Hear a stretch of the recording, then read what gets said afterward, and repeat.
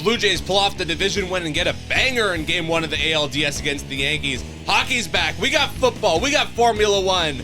Oh, Cruz, we're ready. It's the greatest time of the year. Hello and welcome back to The House That Happened, sponsored by Shoey's Bar and Grill, the only place to be in suburban Etobicoke, voted 4 times the best dive bar in all the GTA. It's number 1 in our hearts. It's the Phoenix rising from the ashes. Hello, I'm Andrew Milani, and I might lose my voice by the end of the show because of how much yelling I did at the Jays game yesterday. That's a good reason to lose your voice, either at a good sporting event or a rock concert. Then I agree with you. I think you should be able to lose your voice at a jazz concert, but you're not allowed to yell out. You're still allowed to snap your fingers. Yeah, I got in trouble at a couple jazz shows for getting loud. People looking at me like, who is this guy? But you know what my theory was? The performance of the jazz people, like one of them was Herbie Hancock, one of the greatest of all time. Mm-hmm.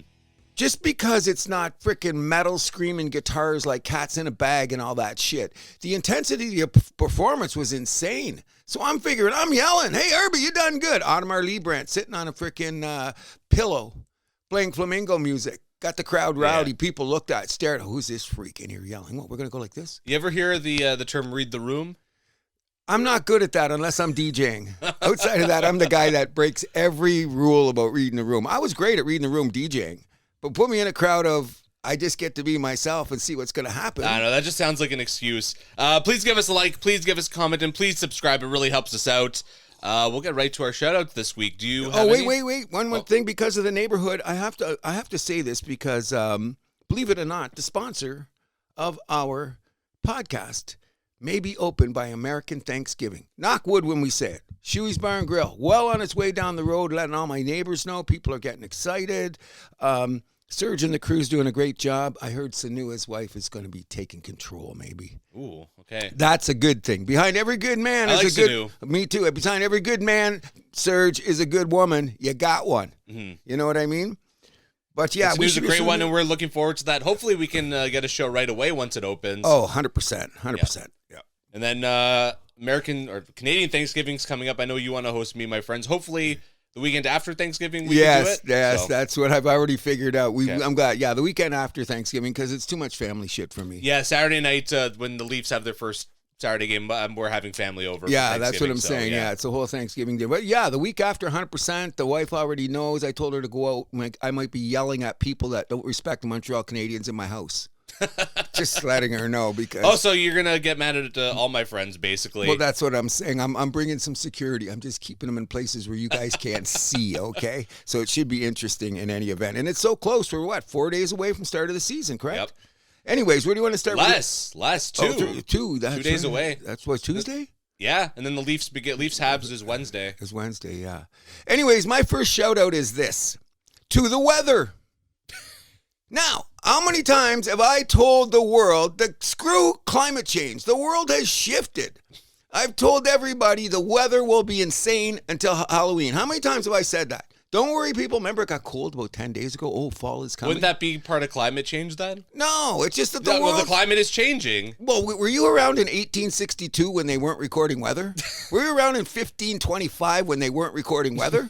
So we don't know. We've only been recording weather since, 1890? Not even the 19th century. We haven't even been recording weather. So you get all these people trying to take my money to save the planet when the earth is shifted. And I didn't see Hercules up there trying to pull it back. Well, Hercules didn't exist. Okay. This was like Atlas. I didn't see Atlas try to spin that thing on his back. So I'm going with, and I got to look up the guy's name because I can't remember it, but it was either the Finnish or Swedish what do you call it? The guys that do the weather, meteorologist or something. He said the world has just shifted, people, and there's nothing we can do about it. You know what I mean? It might shift back in about 100 years. How long has the world been around?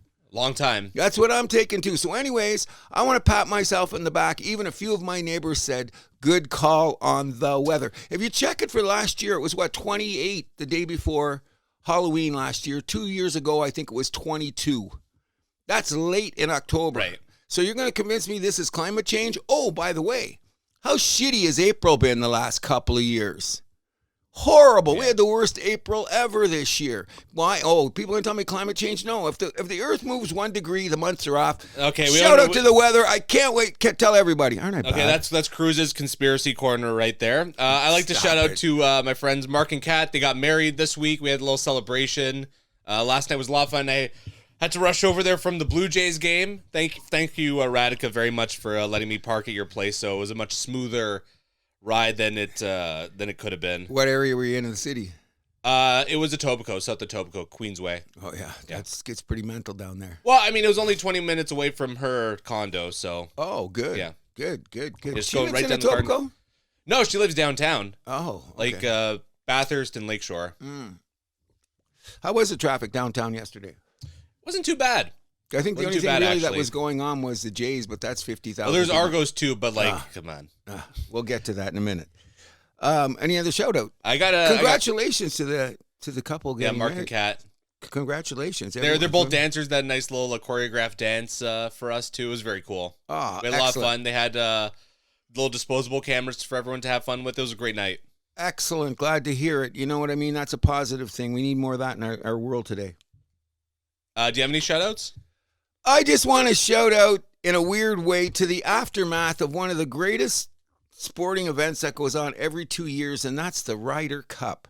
Oh, it's only every 2 years? Every 2 years. And I waited 2 years to see the first 2 days where the Americans got their asses handed to them. Now, here's an interesting point. If you were really... They made it a game by the end, but they still lost, right? The point, yeah. The thing was that there was no way they were going to win on Sunday. They made a great rush to come back. Like, the first 6 guys committed. But they had already buried themselves. They had buried themselves huge. But everyone's saying, they got killed. I wouldn't say that. At one point in time because they play best ball and then they play both guys shoot, and whoever gets a close play. Yeah, exactly. So every hole, like sometimes it was 10 holes in a row, they were tied. And then John Rahm hits one out of the freaking dirt, puts it in, and goes ahead. Justin Rose hit a 40 freaking yard putt to go ahead. So it was a lot closer than it was. And congratulations to the Americans for winning at Bethpage Black, which is in Long Island, New York. And if we know anything about New York fans, they showed their ugly side, unfortunately, at the Ryder Cup. The reason being is anytime you go to a sporting event and the game gets out of hand and you're the home team that's losing, the crowd's going to get gnarly. Now, my take on it is I've watched Ryder Cup for, 30 years now, and I've seen some crazy-ass crowds doing stupid-ass shit. Because it's the only tournament you can get this mental in because it's a team competition, not one-on-one. And I want to thank the Americans for making the crowd get quiet when it was time for the European to drive and shit like that. But the big thing about it is, like, first of all, I'm glad Rory McIlroy is back with his wife after all the divorce proceedings, so that's a good thing. But for someone to toss a beer in her direction... That's so offside. Like, keep the wives out of it. Oh, come on. That's the scar... or the whatever you want to call it, the wound, the black mark on the Ryder Cup. Just because you're losing, and just because it's not going the way that you want, yell at the players all you want. Like McIlroy, tell you the truth, he incited it because he was kissing to the crowd. Lowry's kissing the crowd. Fine. That's part of the sportsmanship. That's it. Between the athlete and the fans, like, that's not keep an the issue. family out of it. You got it. So I'm very disappointed that we had this. Situation, because now everybody's talking about the gnarliness and the negativity of golf. It doesn't usually work that way, people. It was just the circumstances got out of control. Playing Bethpage Black, which is one of the most difficult tracks in the world, and then the people get stupid. Sorry to hear that, because I'll be back 2 years from now sitting on my house watching every hole on the Ryder Cup. I'm just very disappointed that the tournament didn't get away from the greatness of the European team winning, but it more reflected on the stupidity of the fans. Mm-hmm. It's unfortunate that it has to go that way sometimes. Yep. I like to shout out a listener of our show, actually. Terry, he's a sales rep at my work.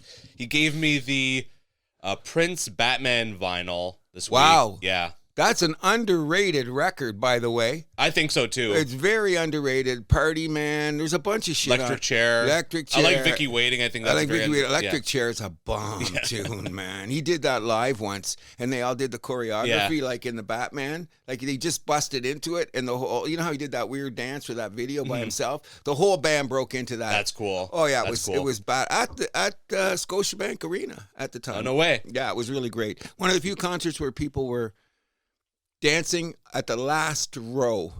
Wow. One of the few shows where I seen everybody standing, and I was like, Here to the Wall from Prince. And I'd look over my shoulder to see what the crowd was doing. They were standing at the top of Scotiabank. Very rarely. You see a lot of people standing at shows. Sure. Never seen anybody not dancing like that at the top row. But that's great. Keep that in your back pocket. Underrated Prince album. Yeah, I listened to it already. So cool on vinyl. Good. Yeah. Good. I need to get a better turntable. As you know, not that I'm one of the biggest Prince fans in the world. I'm just one of the biggest Prince fans in the world. I knew you'd appreciate that. Oh, 100%. And by the way, speaking of celebrities, I forget your buddy's name that put my name and George Carlin in the same sentence. Marco Giovanetti.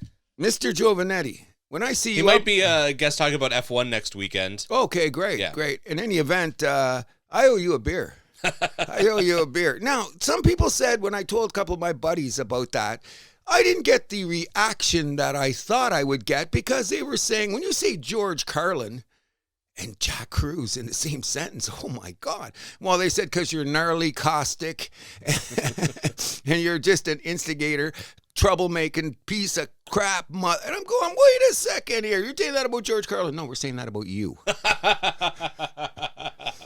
I was not happy. I was very happy. Marco? Yeah. Marco, thank you very much, but my friends took it a different way. Okay. You know we're big Carlin fans. So, huge. You know, one of the first albums we listened to when we were a kid, Danny Benson, if you're listening, we used to listen to Occupation Fool playing table hockey. Mm-hmm. You know, George Carlin was God and my thing. And if you go back. One of the all-time greats. If you go back, which I've done recently, my buddy was talking about, go back to 2 or 3 of his last stand-ups. Some of the things that he said, and he's been dead, 15 years now or so? About. Okay. Listen to what he said back then and look at America today. Oh, my God. Yeah, he was on the money. Nostradamus on a few of these situations, which is unfortunate because I don't think he wanted to be right. You know what I mean? Yep. And he was the first ever host of SNL. SNL, yep. Any more shout-outs for you? No, none that I can think of. We'd be remiss if we didn't bring up the death of Jane Goodall. Of course, known for her work with apes. I knew her first from, there was a cartoon, The Wild Thornberrys. It was about a girl that could talk to animals. She was a guest on that show. That's how I found out about her. I completely forgot about that show. That was a great show. Yeah, like what was the time period for that? Late 90s, early 2000s. That was a crazy-ass show. I'm going to have to look that up on YouTube. I loved that show as a kid. I didn't watch it a lot, but I liked the interaction. Because being an animal person myself, and there was a little feral kid who was actually voiced by Flea from Chili Peppers. That's right. Yeah, I forgot about that. I'm gonna have to relook that up. The great thing is you got to remember, especially in this day and age, and I don't want to harp upon it, but we need more positive on the planet.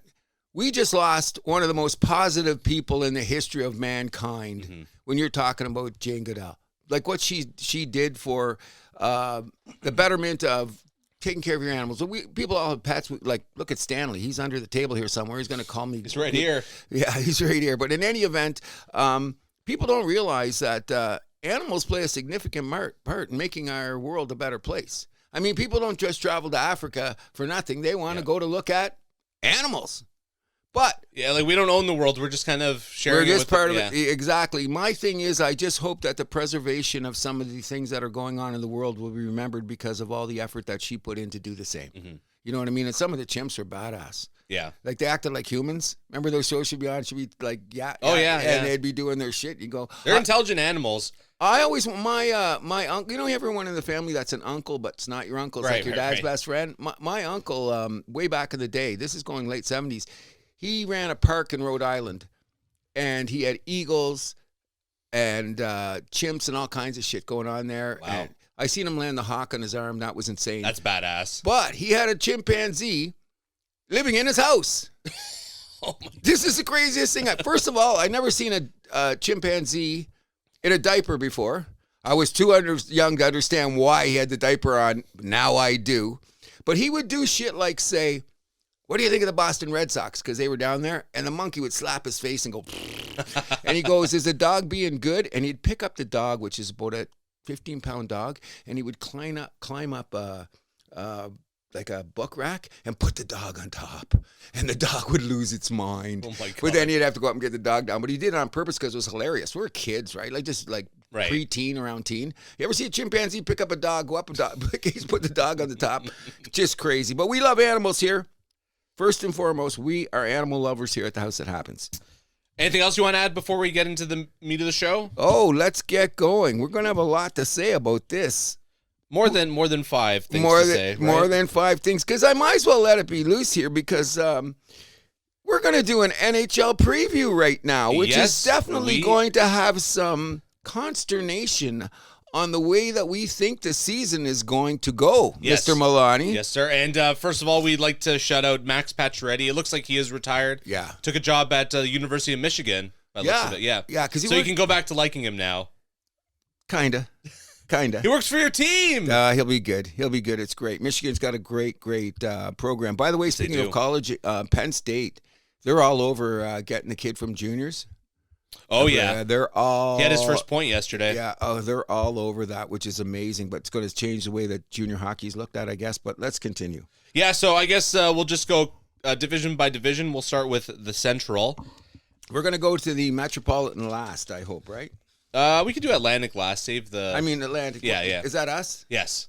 That's like Leafs, Habs, that's Atlantic. Oh, yeah, Atlantic. Like, I don't get them all straight. So we're going to start with the Central, are we? Yep.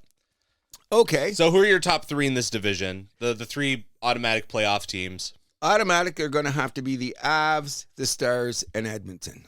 Edmonton's not in the Central. Oh, yeah, right. I got it wrong. Pacific. I mean, sorry. That's why. Winnipeg? Look at this.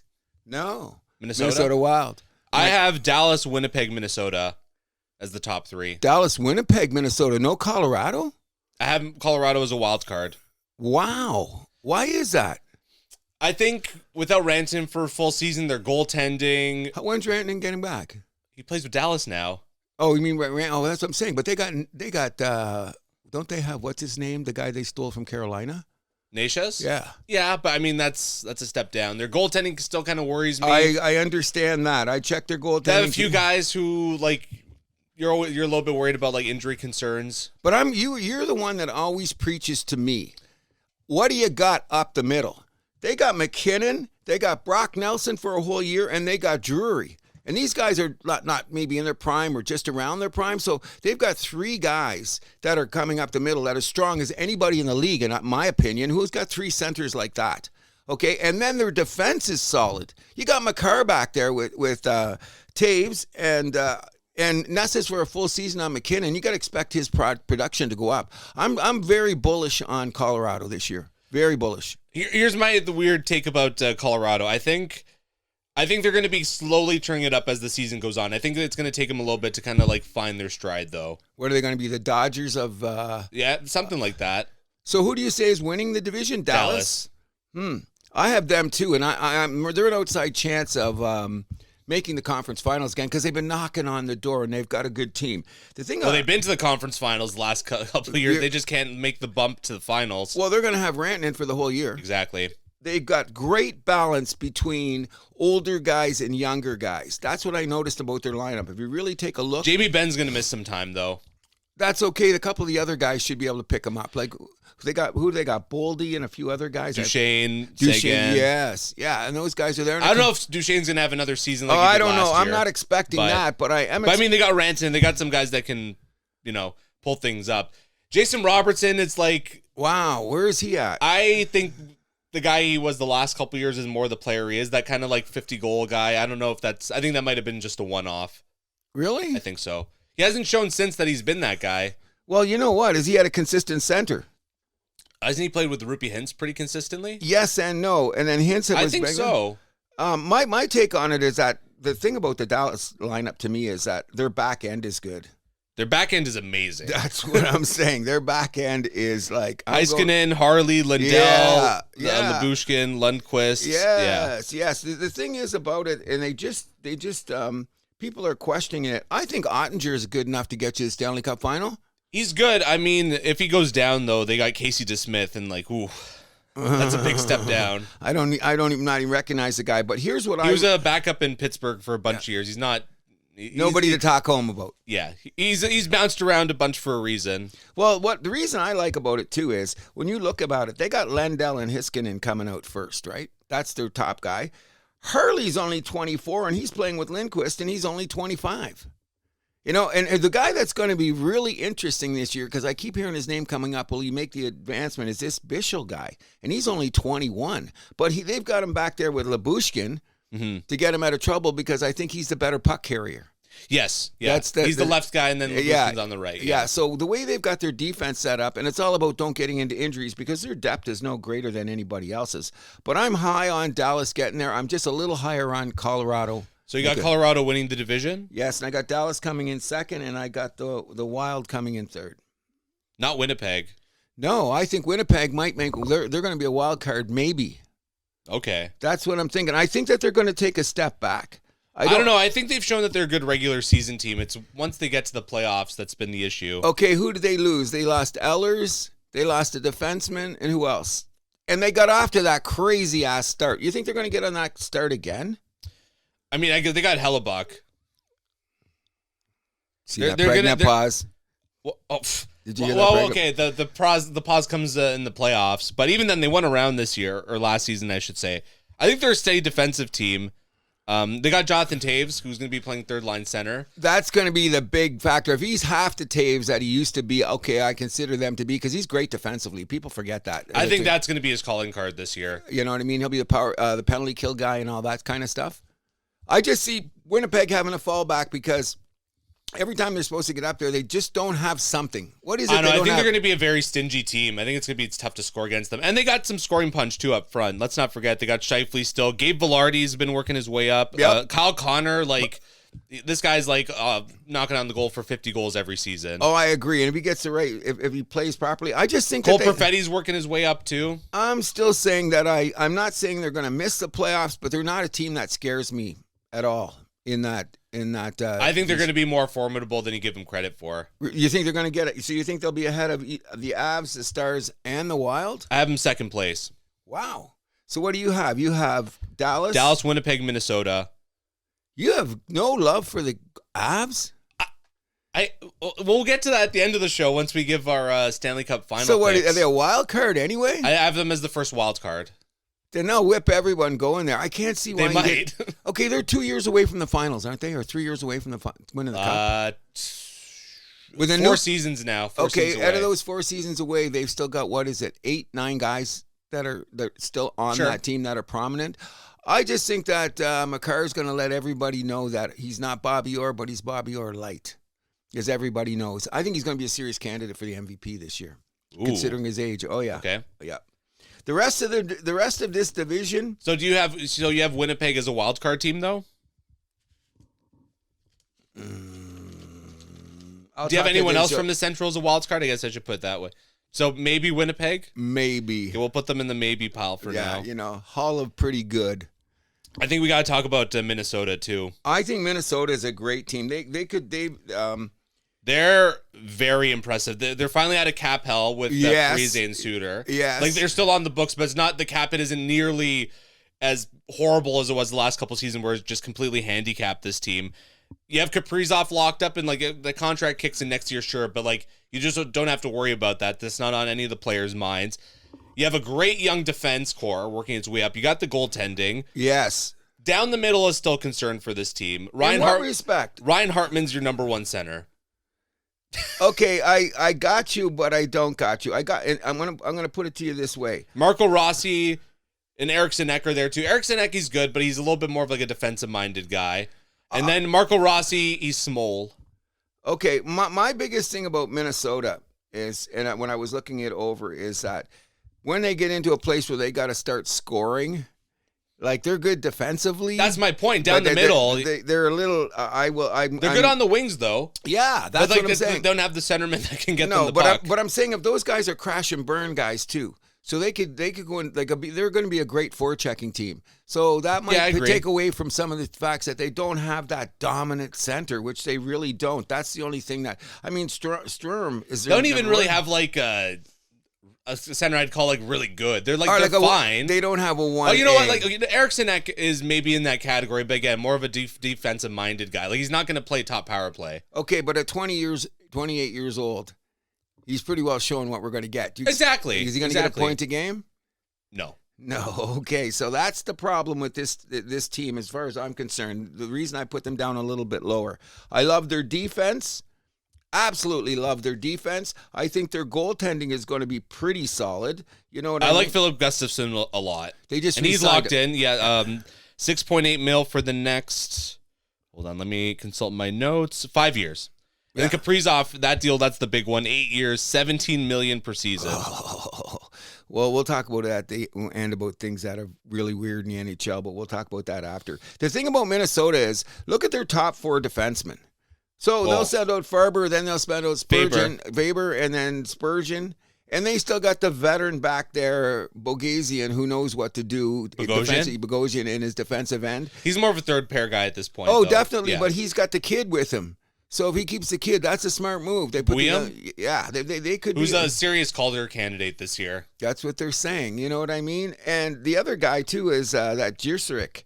He's only 21. Yeah. So, maybe people are also saying, but the experience of doing it. I think the way Minnesota is done, the way they're pairing their defensemen, they've got a guy, you got a lesson on the ice. I think they're going to be a serious sleeper this year. Very, very serious sleeper. I don't know if they'll get the cup because we won't know wait till we get to American Thanksgiving, and we'll be changing our opinion about teams pretty quickly. But, I think they're going to be pretty solid. I'd be very surprised if they miss the playoffs. Kaprizov, if things go right, he's going to be a serious contender for the Art Ross and the Hart this year too. I'm not doubting that. I'm not doubting that at all. I'm just saying that when the time comes, we're going to see in the playoffs. You know what? He better be a 100-point guy. He should be. You should be a 100-point guy because they're going to need that front-end scoring. Unless everyone comes around with that bullshit statement what happens. Well, they got Matthew Boldy. I think he's going to be at least a point per game guy. I think so, too. The crazy thing about this team is that we don't like the statement, but sometimes it comes up and it's called internal improvement. Not something that we like to advocate here on there. So can they improve? But they're doing it through rookies that they're bringing up, and it's not just we have the same 23 guys and we're gonna hope that X, Y, and Z takes a step. They're bringing some fresh blood. Oh, I agree. And the thing is they have some cap space which they can make work at the deadline. That's another. Actually, at the deadline, they're gonna have $20 million in cap space if they keep this format, which is going to be good because they can get that piece they need. The thing about Minnesota is the market itself. They have to develop within because I don't see any free agents flying into Minnesota. Unless they overpay, which got them in poo-poo in the past with Freeze Suter, right? Yeah, which didn't work out well at all, unfortunately for them. But Guerin's got a whole different attitude about this. You know that. What about Guerin's comment with after the press conference after Kaprizov got signed? Are you happy? He's you better fucking be. Yeah. Oh yeah. Damn right it is. The thing about it is I wanted to bring it up later, but we'll talk about his how he's going to change the market. But we'll get to that later. But anyways, I really think that Minnesota is going to be those 3 teams are going to make it. So that means Minnesota. If you think Winnipeg is going to make it, that's 4 teams right there. From the division, yeah. From the division. That's going to be pretty crazy, which if we take it, what division are we going to go to next? So I guess who else is in the Central that we're just giving no chance to? No, none of them. Chicago? No. Bedard didn't even get on TSN's top 50 players, and Celebrini that list is suspect sometimes, Did you see it? I haven't seen it this year. Want me to flash it on for you just so you it's quick? Okay. Okay. I thought it was kind of weird, too. It's always a weird... Well, it's also It's anti-Montreal, too. But it's Toronto Sports Network. Yeah, okay, Mr. Hayes. Another reason I not disrespect you, but, man, you can't give Montreal... You don't. He thinks Montreal can't tie their skates right. I mean, that's classic... Toronto. Yeah, exactly. I'd like to hear what they're saying in Montreal about Toronto, so I'll just keep that in my back pocket, okay? Yeah. Nashville, no chance. I thought Nashville... Remember last week when I was talking to you, you weren't giving Nashville no respect, and I was going, come on, man. Did some research. They were pretty bad last year. I did some research. They're getting long in the tooth. Those contracts are looking worse by the day. Oh, my God. But if Yossi plays more than 37 games or whatever he played last year, that might improve it. They might have some internal improvement. I don't know. They got a good goalie. They have a number 1 D, but all the other guys... Their center depth is suspect at best. That was the big problem, number 2. Their number 2 center. They brought in... oh, my God. I forgot the name of the guy who they had, but they had to trade him out of town, basically. Oh, right. I forgot. And now they got Eric Howla. It's really? I think he's more of a number 3 guy. They're in trouble. I didn't mean to be that way, but I'm just saying the thing about them is that when you look at their whole lineup, I go, whoa, wait a second. And they have Stamkos locked in for that contract 3 more years. That's okay. He could still, if he gets the right center. You know what I mean? Who are they going to get that's going to come save them? Jesus. There you go. I'm not big on them anyways. Like I said, I just think that you were right. I did a little research on them, and I'm going, I don't know. And Saros has got to be the best goalie in the league if they ever have a chance to make it at all. He's small, though. That's the problem. Yes, and he gets beat up. Yeah. So anyways, I'm writing off Nashville with you. St. Louis, are we underrating them? Yes, we are, but I think the competition is going to be too tough. I agree. You know, because they squeezed in last year, and it looks like they did it with smoke and mirrors. So I see St. Louis as one of the teams that's taken a step back. Although they got your boy Logan Mailloux on the back end. Looks like he's going to make the team. Oh, 100% he's going to make the team because, like, you know what? The problem, there's a situation where you just need to change your background because the way Montreal drafted him, all the hype, the press on him, you know the bullshit that he went through. Now he's in Minnesota. They probably St. Louis. I mean, they probably don't even worry about that shit. I don't even know if he's going to be that good, to be honest. I think he's going to be better than people expected. The way that his size and his mobility, and he's got a shot. He's what, 22? Some defensive issues, though. You always can learn to prove. What's he, 22? He is 22. 22. So a lot of defensemen don't come into their own until they're like 22, 23 years old. I was kind of sorry Montreal let him go. Because, like, I mean, what? Well, there's a lot of competition there in their back end, and they brought in Dobson, but we're getting a little off topic there. Okay. St. Louis, they got depth, but they don't really have, like, the guys. No. That's the problem. No. I mean, Kyrou and Robert Thomas are good players. I think Robert Thomas is a great player. If you want my honest opinion, I think that, like, he could, his stature could go up this year, in my opinion. We've talked about him as a contender for Team Canada. Yes, definitely. But, I mean, he's going to have a very good start. But we'll talk about Team Canada. Agreed. In a little bit. Yeah, but I think St. Louis, the conclusion here is they're going to be kind of scrapping for like 9th, 10th place, maybe 11th, depending on some of the Pacific teams we'll talk about a little bit later.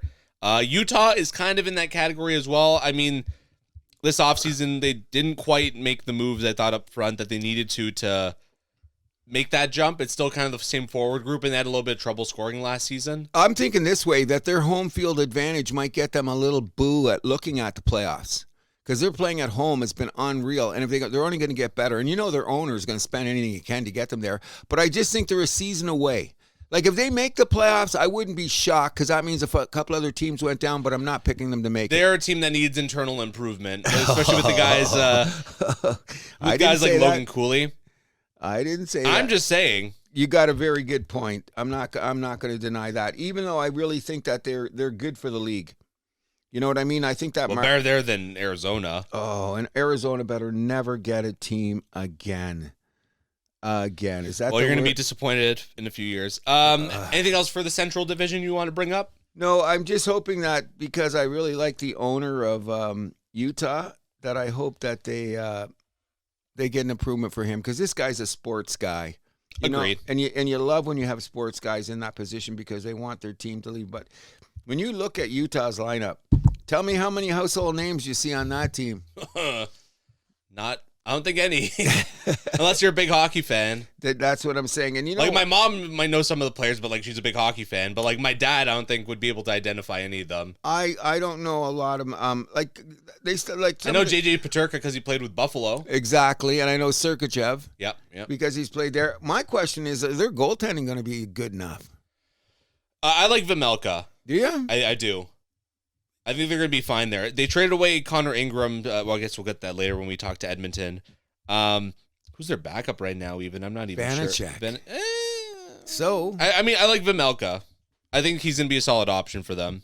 I'm just hoping for the fan base and for the league that they make a showing because you don't want them to be that team that's just getting their asses No, they're not going to be a kicked. pushover. No, I don't think so either. But I think they're just kind of going to be like around like a 500 team, kind of like 11th, 12th in the West kind of deal. Yeah, they'll be eliminated from playoff contention with like about a couple weeks to go. My prediction is this: that they'll have a very plus record at home. So when you're going to Utah, because it's going to be that run, you're going to go to Utah, Vegas. Did they fix the arena for this year or is that next year? I don't think it's quite ready. Yeah. I think it's a year away. But in any event, we'll keep an eye on them. Absolutely.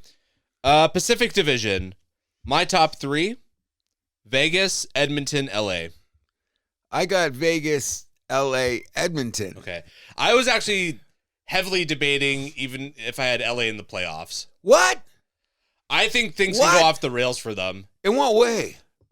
Look at all the old guys they have on defense. Whoa. Let's take a step back here. Let's just take a step back here. I'm not worried about their defense at all, to tell you the truth. And I'm going to tell you why. They've got a couple kids back there, too. You know, when you look at it, they got a couple young guys. They got Brant Clark, fine. Yes. And he's the only kid there, though. Everybody else is around 30. What's wrong with that? When you haven't... I think Cody Ceci, Brian Dumoulin, Joel Edmondson, I think when you're paying all those guys $4 million a season, like...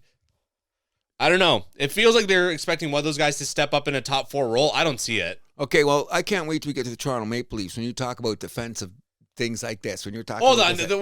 you praised the Leafs defense last year. Not anymore. I'm going to take a look. Not anymore. I took a look at them. But anyways, I think this Clark kid could be a star. Look at we've talked about him before. Exactly. And you look around, okay, those guys they're not that old. Edmondson and Doughty. Doughty's 35 and Dumoulin and Edmondson are over 30. But these guys are solid defensively. They're very good in their own end, and that's I don't know. Cece's had some problems. Dumoulin, like, what's he done the last 5 years? And then Edmondson, he's a plus. He's almost plus. He's like Dumoulin. Yeah, like he's not plus 20 and he's not minus 20, but so he's the ultimate sixth defenseman.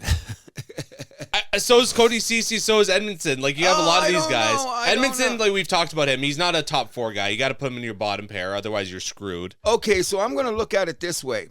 They got their second line might be one of the best second lines in the league if they all play up to their potential. With Filipa, Byfield, and Lafayette. Fiala? Yeah, Fiala. Byfield. And I can't even say his name, the French. Laferriere? Yeah. Look at the ages Byfield, of those guys. I don't know. Like, what he's got to take 40 that step goals. first. He's a 40-goal guy if he does it right. He's never done it, though. Yeah, but he's only been in the league, 3 years? This is his 4th year. I think his 4th year. Well, who's to say that this is going to be his breakout season then? He played pretty good last year. Then he got the injury bug. Remember, he got banged on the wrist or something, and he was playing that because he didn't look like himself in the playoffs. He was banged up, you know what I mean? So I'm saying if this guy's healthy for 80 games, he's got 40 goals in that stick.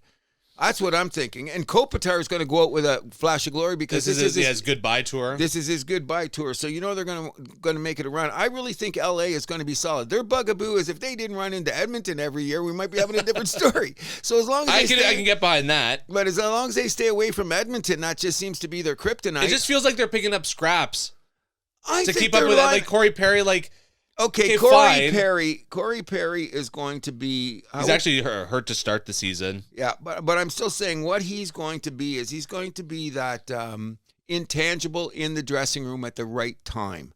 Seems to be that's his calling card going I don't know. It seems like to me they have a lot of guys whose games could fall off this season. Okay, well, we're going to take a look at it. But I think goaltending, like Darcy Kemper, he's 30. Solid. He's 35. Is he going to have the same year he had last year? Why not? You got Forsberg behind him, and Forsberg's no bum. He's fine. He's fine, yeah. He's fine. He's fine as a backup, but if he's got to step up and play a bunch of games, you're in trouble. Well, okay, but let's look around when we talk about it. The top three I'm not teams. that... Is Vegas' goaltending not much better? You kick the shit out of their goaltending all the time. No, but they're stacked at every other position. Is Edmonton got better goaltending? But they got McJesus. Okay, so... That's going to pull them out of a lot of problems, and you know that. Of course, but I'm just saying, I think, you know what?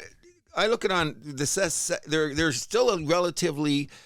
Even though they got the older guys there, they got a nucleus of young guys that I think is going to give them a good balance. You know what I mean? They're the guys that should be looking for the internal improvement. But I like their defense core. I really do. I think they're an outside chance at the conference finals. Oh, no way. If they don't get into a who do you think's got a better chance, Minnesota or LA at getting the conference final? Minnesota. Really? Yeah. Okay, I'll put that in my back pocket. But I'm saying that they're going to be there. Now, let's talk about Vegas. I think Vegas is going to go to the finals. Especially if they get Carter Hart. Well, you think they're going to get Carter Hart? If I was him, that's a match made in heaven. Oh, it's either there or Carolina. Those are the two options, and I know where I'd rather go. Okay, there's no doubt about that. But okay, so when you think about Vegas, though, you really do not like Aiden Hill, do you? And look at his numbers last few years. I'm not saying they're bad. I'm not saying they're great. If you were to rank all the goalies in the league, he'd probably be in the 40s. What? Yeah. What? He wouldn't be a starter on a lot of other teams. What? I think he's 6.25 salary. I think that's insane that he's getting that money. Because he had the 1 year where he got to the market and he was at the right place at the right time. I'll give him that. But I think that I think he's solid as a goaltender. Now, getting hurt would be a period on the sentence because this team is freaking deep. Their only concern is defense, especially without Pietrangelo. They didn't really get a replacement for him. Mind you, Shea Theodore, Noah Hannafin, that's a good place to start. McNabb's been good. Yes, yeah, he's been a great soldier for them. Getting a little long in the tooth, though. He's 34. Yeah, but I like this White Cloud kid. I think that he's not a kid, but he's been proving the last couple years that he's a stalwart out there himself. So Lozon and Ben Hutton, I think, are good bottom pair options for them, too. Exactly. So I think that they're a team. And now let's just talk about one of my favorite players in the NHL. Marner's going to make Eichel even better. And I'm going to say... I don't know if they're going to be line mates for the whole season, though. I don't think so either. I think he's going to, like, when all is said and done, I think Marner and Hurdle are going to be the top line there. You know why it is because Eichel likes to hold on to the puck. You see, they both like to, yeah. Yeah, so what it is that Matthews didn't always care if he was the guy carrying the puck in the zone. Like, he'd go to the empty spot, Marner would get him there. But, I mean, not that Matthews can't carry the puck in the zone. Stop. I mean, he can do it. Well, I think he's going to be doing a lot more of that this year, and I think the Leafs are going to be... We'll get to that. But anyways, I'm saying that's why I'm thinking that the matching could be funny. They'll find it out in the first 10 games where the chemistry is. I think they'll stick on the top power play together no matter what. No doubt. But this team is solid, even though I hate some of their players. Like, I don't Mark Stone? I'm sick of him. I'm sick of Saad. Mr. Team Canada. Yeah, get him out of here. You don't like Brandon Saad? Yes and no. I just thought he'd score 40 goals by now. I don't think that was ever his game. You remember that 1 year he come out, he had all those goals. Yeah, he had all them goals. Yeah, that Chicago team was... and then all of a sudden, he's never had quite that point season in Vegas, which he should. But then again, he plays a lot. He's bounced around a lot, too. Yeah, but I think he's a good, like, two-way winger. Oh, I do, too. He's very responsible defensively. He was like a good, 50, 60-point guy. Second line guy. Yeah, maybe even third line for me, but the thing is... Well, now third line in his career, yeah. Yeah, but my thing about the guy is that I always thought he'd have more point production. You know, and like when you think back a few years ago, this kid's got potential. Never. Now he's 32, so you see. Yeah, but again, I'll go back to I don't think that was ever really his game. I think he was just surrounded by such greatness that like so many points were being funneled to him on Chicago. Possibly, yeah, because he's never reached those point totals. But he's solid. I'd have him on my team. Of course, I'd have him on my team. I think Hurdle's a sneaky good center. Carlson's a good center, and you got Eichel. They're one of the best. They stole Hurdle from San Jose, and San Jose's still eating a chunk of that contract. That's just bad management. That's one of the steals of the century, no doubt about it. So but they're so deep at forward where they're not going to have any trouble making the playoffs. Like I said, they should win the division. I think they make the conference finals. I'm thinking they're going to be there because you know what they kind of. It depends how Edmonton's going. Edmonton. I'm going to say Edmonton is the status quo, which means that they're going to do the same thing they did the last couple of years. Slow start. Let's keep it with Vegas for a little bit. Marner, how many points do you think he gets? Hun, not like just Hun, like 105 or something like that? No, Hun. Between 90 and 100. I think he hits 100. Oh, yeah, but on that team, because the way they play more wide open, you know what I'm saying, and especially being in the West, I think he's going to be this year, with the fact that Barkov's not around, I think that he's going to be one of the serious candidates for the Selke, along with Aho and Carolina. I have a different take on the Selke, but we'll get to that a little bit later. Okay, all righty. So I guess now you want to get to Edmonton? Edmonton. So you have them number 3 in the division. I have number 3. But I'm thinking, you know what? I really believe this. When it gets to the end of the season, the point differential between Vegas and Edmonton might be 6 points.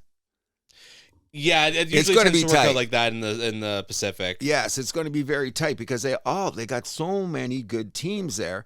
The thing about Edmonton is that I'm just saying, where are they going to get to the next level? Is there They have 2 top 5, maybe top 3 forwards in the game. That's going to get them out of a lot of poo-poo on a daily basis. The teams that'll check them down, but I think McDavid can just skate them out of that. You know what I'm saying? But and Frederick is going to be. I think he's going to even have a bigger season this year because he's going to be, more acclimatized. Is that the word you'd get in it? I think they've got great depth. My thing is, do you really think, is their defense, we talk about them all the time, but then when it gets down to the nitty-gritty in the finals, they don't get there. They get it to the finals, but is that more because of their forwards? It's so hard to explain. Like, that defense group is just such an anomaly, especially Nurse and Bouchard, right? Some days Bobby Orr, Some days, me. Okay.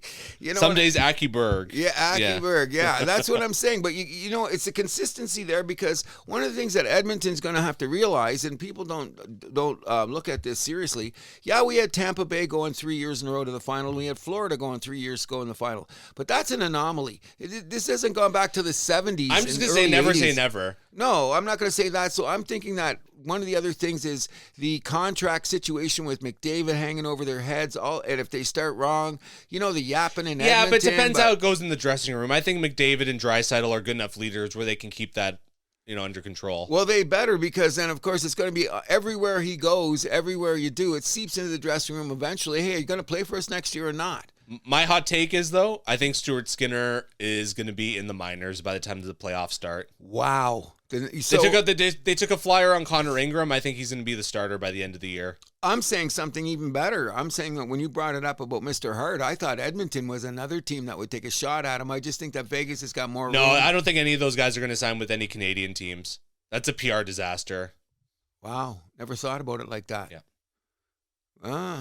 You're right. Why would, Team Canada and all that other stuff. Interesting point. Yeah, he's going to Vegas. He's definitely going to be signed by American Thanksgiving. There's no doubt. Yeah, him and McLeod's another one too that I know some people are circling around on. We talked about, like you said, might be one of the most skilled. There. Yeah. No, I agree. The other guys, I'm not so sure. Formerton definitely not.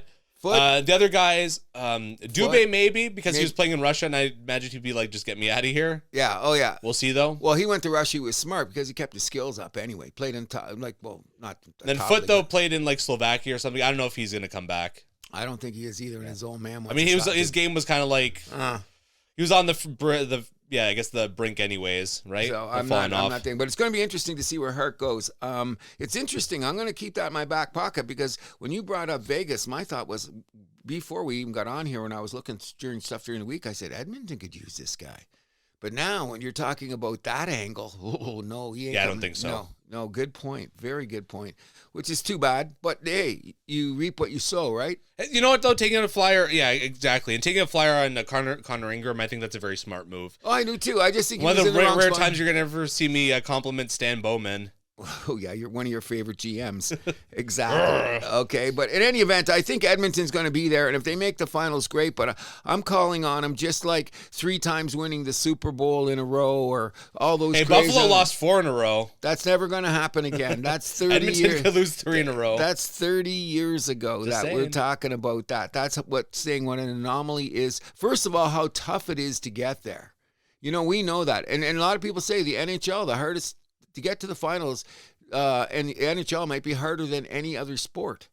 Yeah, I mean, that's so debatable, though. They're all tough. Oh, they are. Of course, you got to work hard to do it. But I mean, just the wear and tear alone is a little. The physicality of the game when you get there. Now, what I'm hoping is this. I hope that Edmonton plays Montreal in the finals and we get to beat them, and then McDavid will just come east because he's got to keep his eye on that. And I believe in unicorns. I do. You know that. I do. Don't be dissing leprechauns and unicorns on the house that happen. I'm going to get a unicorn just for my man cave. just because. What do you think about anybody else in the division? So my hot take, my other wild card, my last wild card, I got Anaheim making the playoffs. What? You heard me. My God. You weren't stuttering. The Coach Q bump. Okay, I got that. They made some really smart signings this offseason. I like that they brought in Granlund. I think their young core. I like Chris Kreider as well. They got a full year of Jacob Trouba. I think they got a great mix of some old guys and some young guys. Jackson Lacombe, we saw the contract he signed. He's on the verge of breaking out.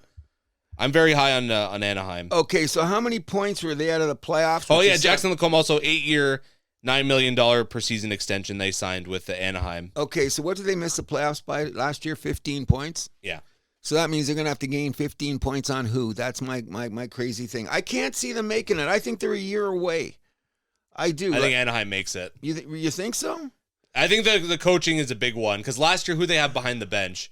Nobody. A bum. Okay, we got that. And now, Dostal's going to be given the reins in net. They got Mrazek as a backup, and he's up and down. This should be an up year for him. They got Ville Husso as a third option in net. Well, I'm very high on Anaheim. Well, I'd put it to you this way. They finally found a way to get rid of Zegras. That's finally behind them. Yeah, well, that uncertainty. Well, here's one of the things you got to remember about Mr. Q. He's very good at keeping a defensive core together. And look, he's got some young guys there that are probably going to move up with his type of coaching. So I'll give you that. But I don't see them making the playoffs. I think they're going to be a threat to get there. But when we get down to the end, their depth might get them in trouble. If they get in there, then Dostal will be an all-star. I agree. He'll be an all-star because he's a great goalie. I love the guy. But he's got an improvement in front of him. Does he have 15-point improvement in front of him? That means he's going to have to steal 5 games himself. So that's 10 points. That's still 5 points away from the playoffs. I think between the coaching, between the additions, between the young guys. The Terry Francona thing with Joe Q could be interesting. I'm not saying they're going to make any noise in the playoffs, but I think they can get there. Backdoor?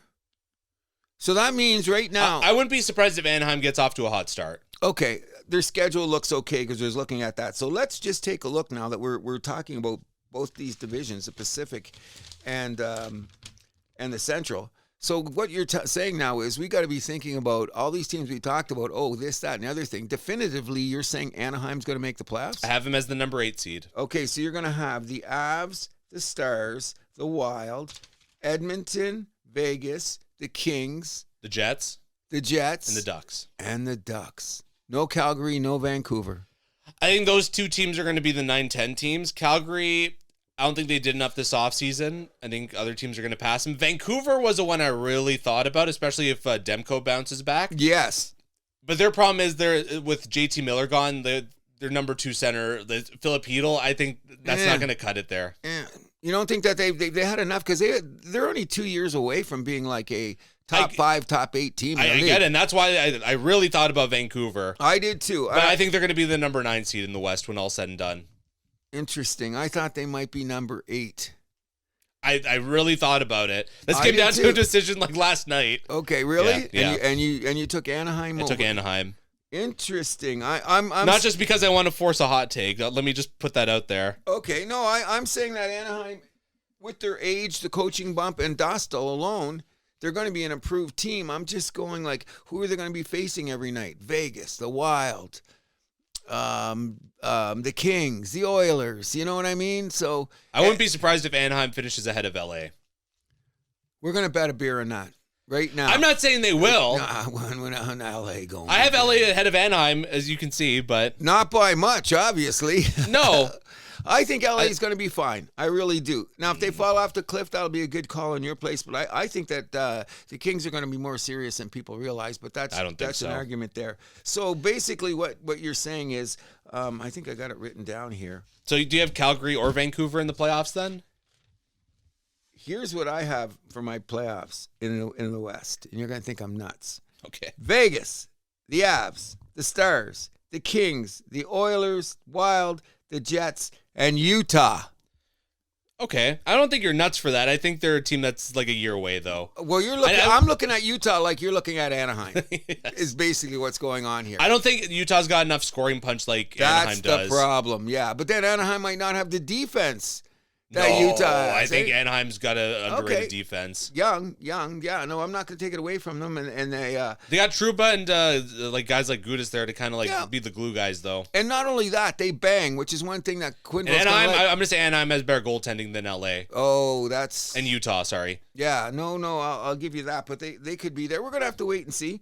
But it's going to be interesting. So you got Colorado, Dallas, Minnesota as your top 3 in the Central. Yep. Vegas, LA, Edmonton, your top 3 in the Pacific. Yep. Winnipeg, Utah is your wild cards. Mm-hmm. Okay. Calgary. Oh, they got Wolf.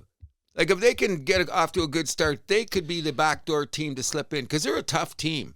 They are. You know what I mean? So they're going to. But they got to really grind it out this year. Oh, like no tomorrow. And who's their big scoring threats in that? Well, that was a big problem with last year with the team. Like if they were down, that was it. They had to score early. Yes, that's what I'm saying. So they got to be front runners to do it. I think they're going to be the same kind of team this year. I think that's going to be very difficult for them to make the playoffs. The only outlier I think is Vancouver.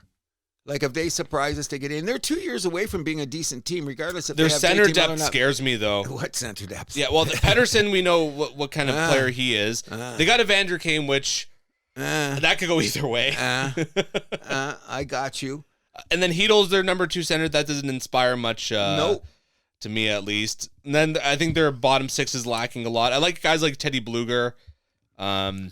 Defense, I think they're going to be fine. I think they're going to. Yeah, that's one of their strengths because they're a little bit of a tough team when you think about it. Like they've got that toughness about them. You know what I mean? But that being said, if Demko goes back to the Demko we saw from 2-3 seasons ago, they could definitely be a playoff team. Yes. And he's going to be, but he's got to be like a Vezina caliber goalie. Well, if not, then they're not making it. You got a point. You got a point there. I'm still saying that when you look at Calgary's whole lineup, though, I'm not saying that like when Kadri's your number 1 center, you got to think about that. But yes, they are a scrappy, good team.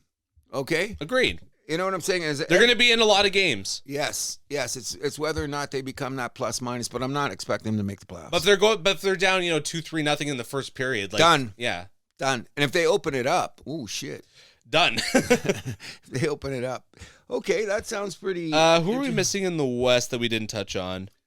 My boy, Macklin Celebrini. They're in the dumb but fun category. I don't want to hear that, okay? I don't. I like the moves they made this offseason, don't get me wrong. Okay. Especially on the back end. They added Skinner, okay, fine. Ryan Reeves, that's going to be the real difference maker, I think. But they added Orloff, and they added Leddy, and they added Klingberg on their defense. Not the most defensively oriented guys in a lot of those guys' cases. So guess what they're going to try to do? Oh, and they got Carey Price, too. That's another major difference maker. Oh, isn't it? Just being a smart ass there. I'm looking at it this way, okay?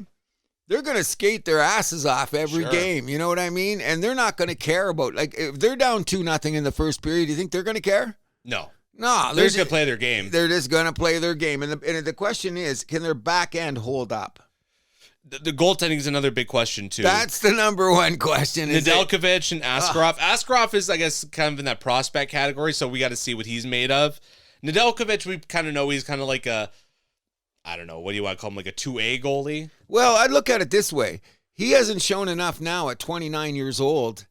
But I mean, it took Stolarz a little longer too, but he was on the back of a bench. But I don't. Stolarz also had some injury issues that he had to get past. Nedeljkovic has had plenty of opportunities. You got it. That's what I'm saying. So their Achilles heel could definitely be their goaltending. But I'm saying that this is their whole back end. Michael Misa is going to be an interesting one too. The rookie. Yes. I imagine he's going to be number 2 center. I should consult the lines. Yes, it is. He's considered a number 2 center. I think that they're going to be a fun team to watch, and it's only because, here's another thing I got to take in consideration, my bias towards Celebrini. What bias?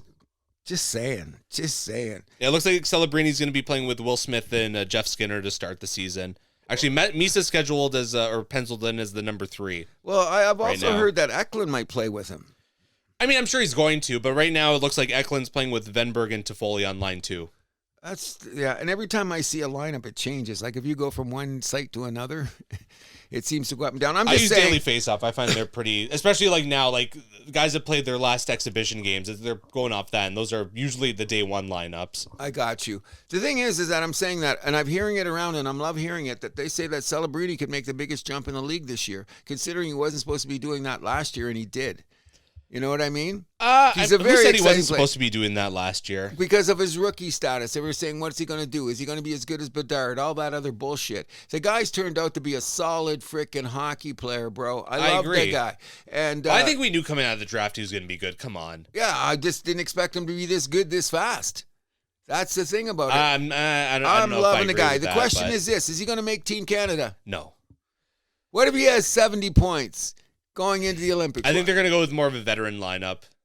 That's what I hate about Canada sometimes. We brought Doughty in when he was young.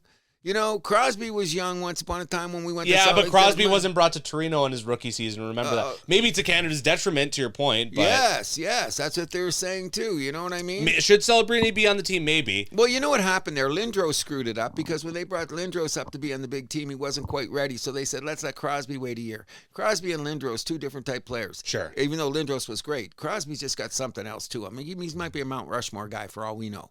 Okay? But that's why I'm saying that sometimes because they always say, experience. How are you going to get experience if you don't get on the team? I think he could be a fourth line center. They'll make him a checker. Yeah, Be the best checker in the league. I'm that's saying his an game. outside chance of him making Team Canada. I really believe that, sincerely. Seattle, where do you stand on them? Oh. Last year, didn't picking them know- to go to the playoffs, that was one of my biggest regrets. What's that? Picking them to go to the playoffs last year was probably like my biggest regret. So where are they now? What if they make that jump? How? How? I don't want to be disrespectful, but I think they're going to take a step back. I would not be shocked. You know, and I don't want to say that about them. Goaltending is always an issue with this team. Like, Decord is fine. I thought he They're was paying going to be Grubauer- better. They're paying Grubauer all that money. He always seems to be hurt or shit. Yeah, I thought that guy would be better. What's his name? Decord? Yeah, I thought he would be better. Like, he got some good freaking press.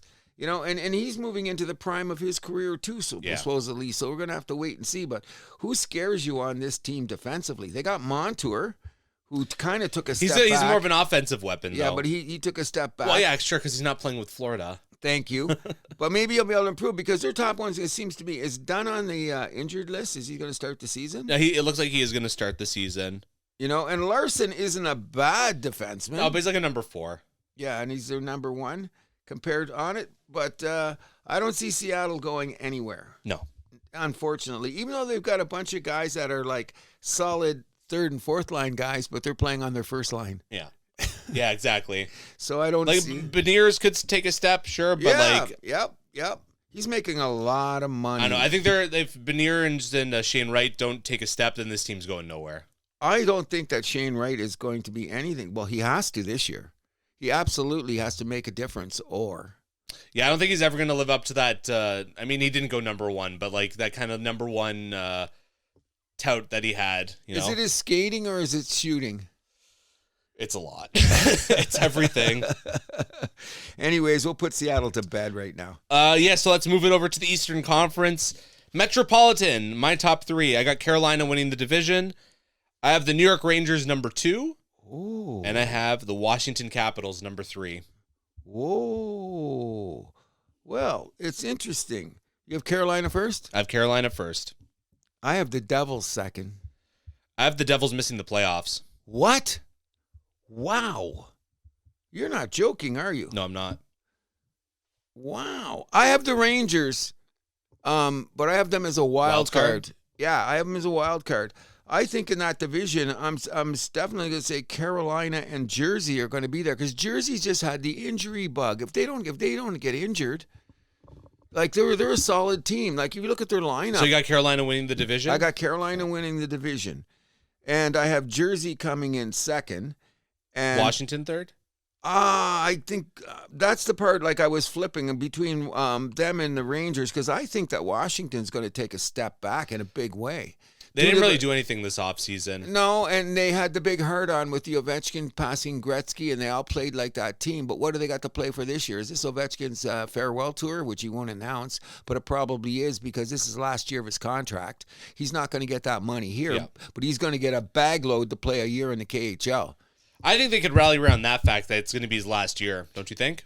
Yes and no, but I don't know. They beat Montreal in the playoffs, who weren't ready, and then when they got in the next round, what happened? Oh, yeah, they got their butts kicked. Yeah, so I'm not seeing them getting any internal improvements, so to speak, you know?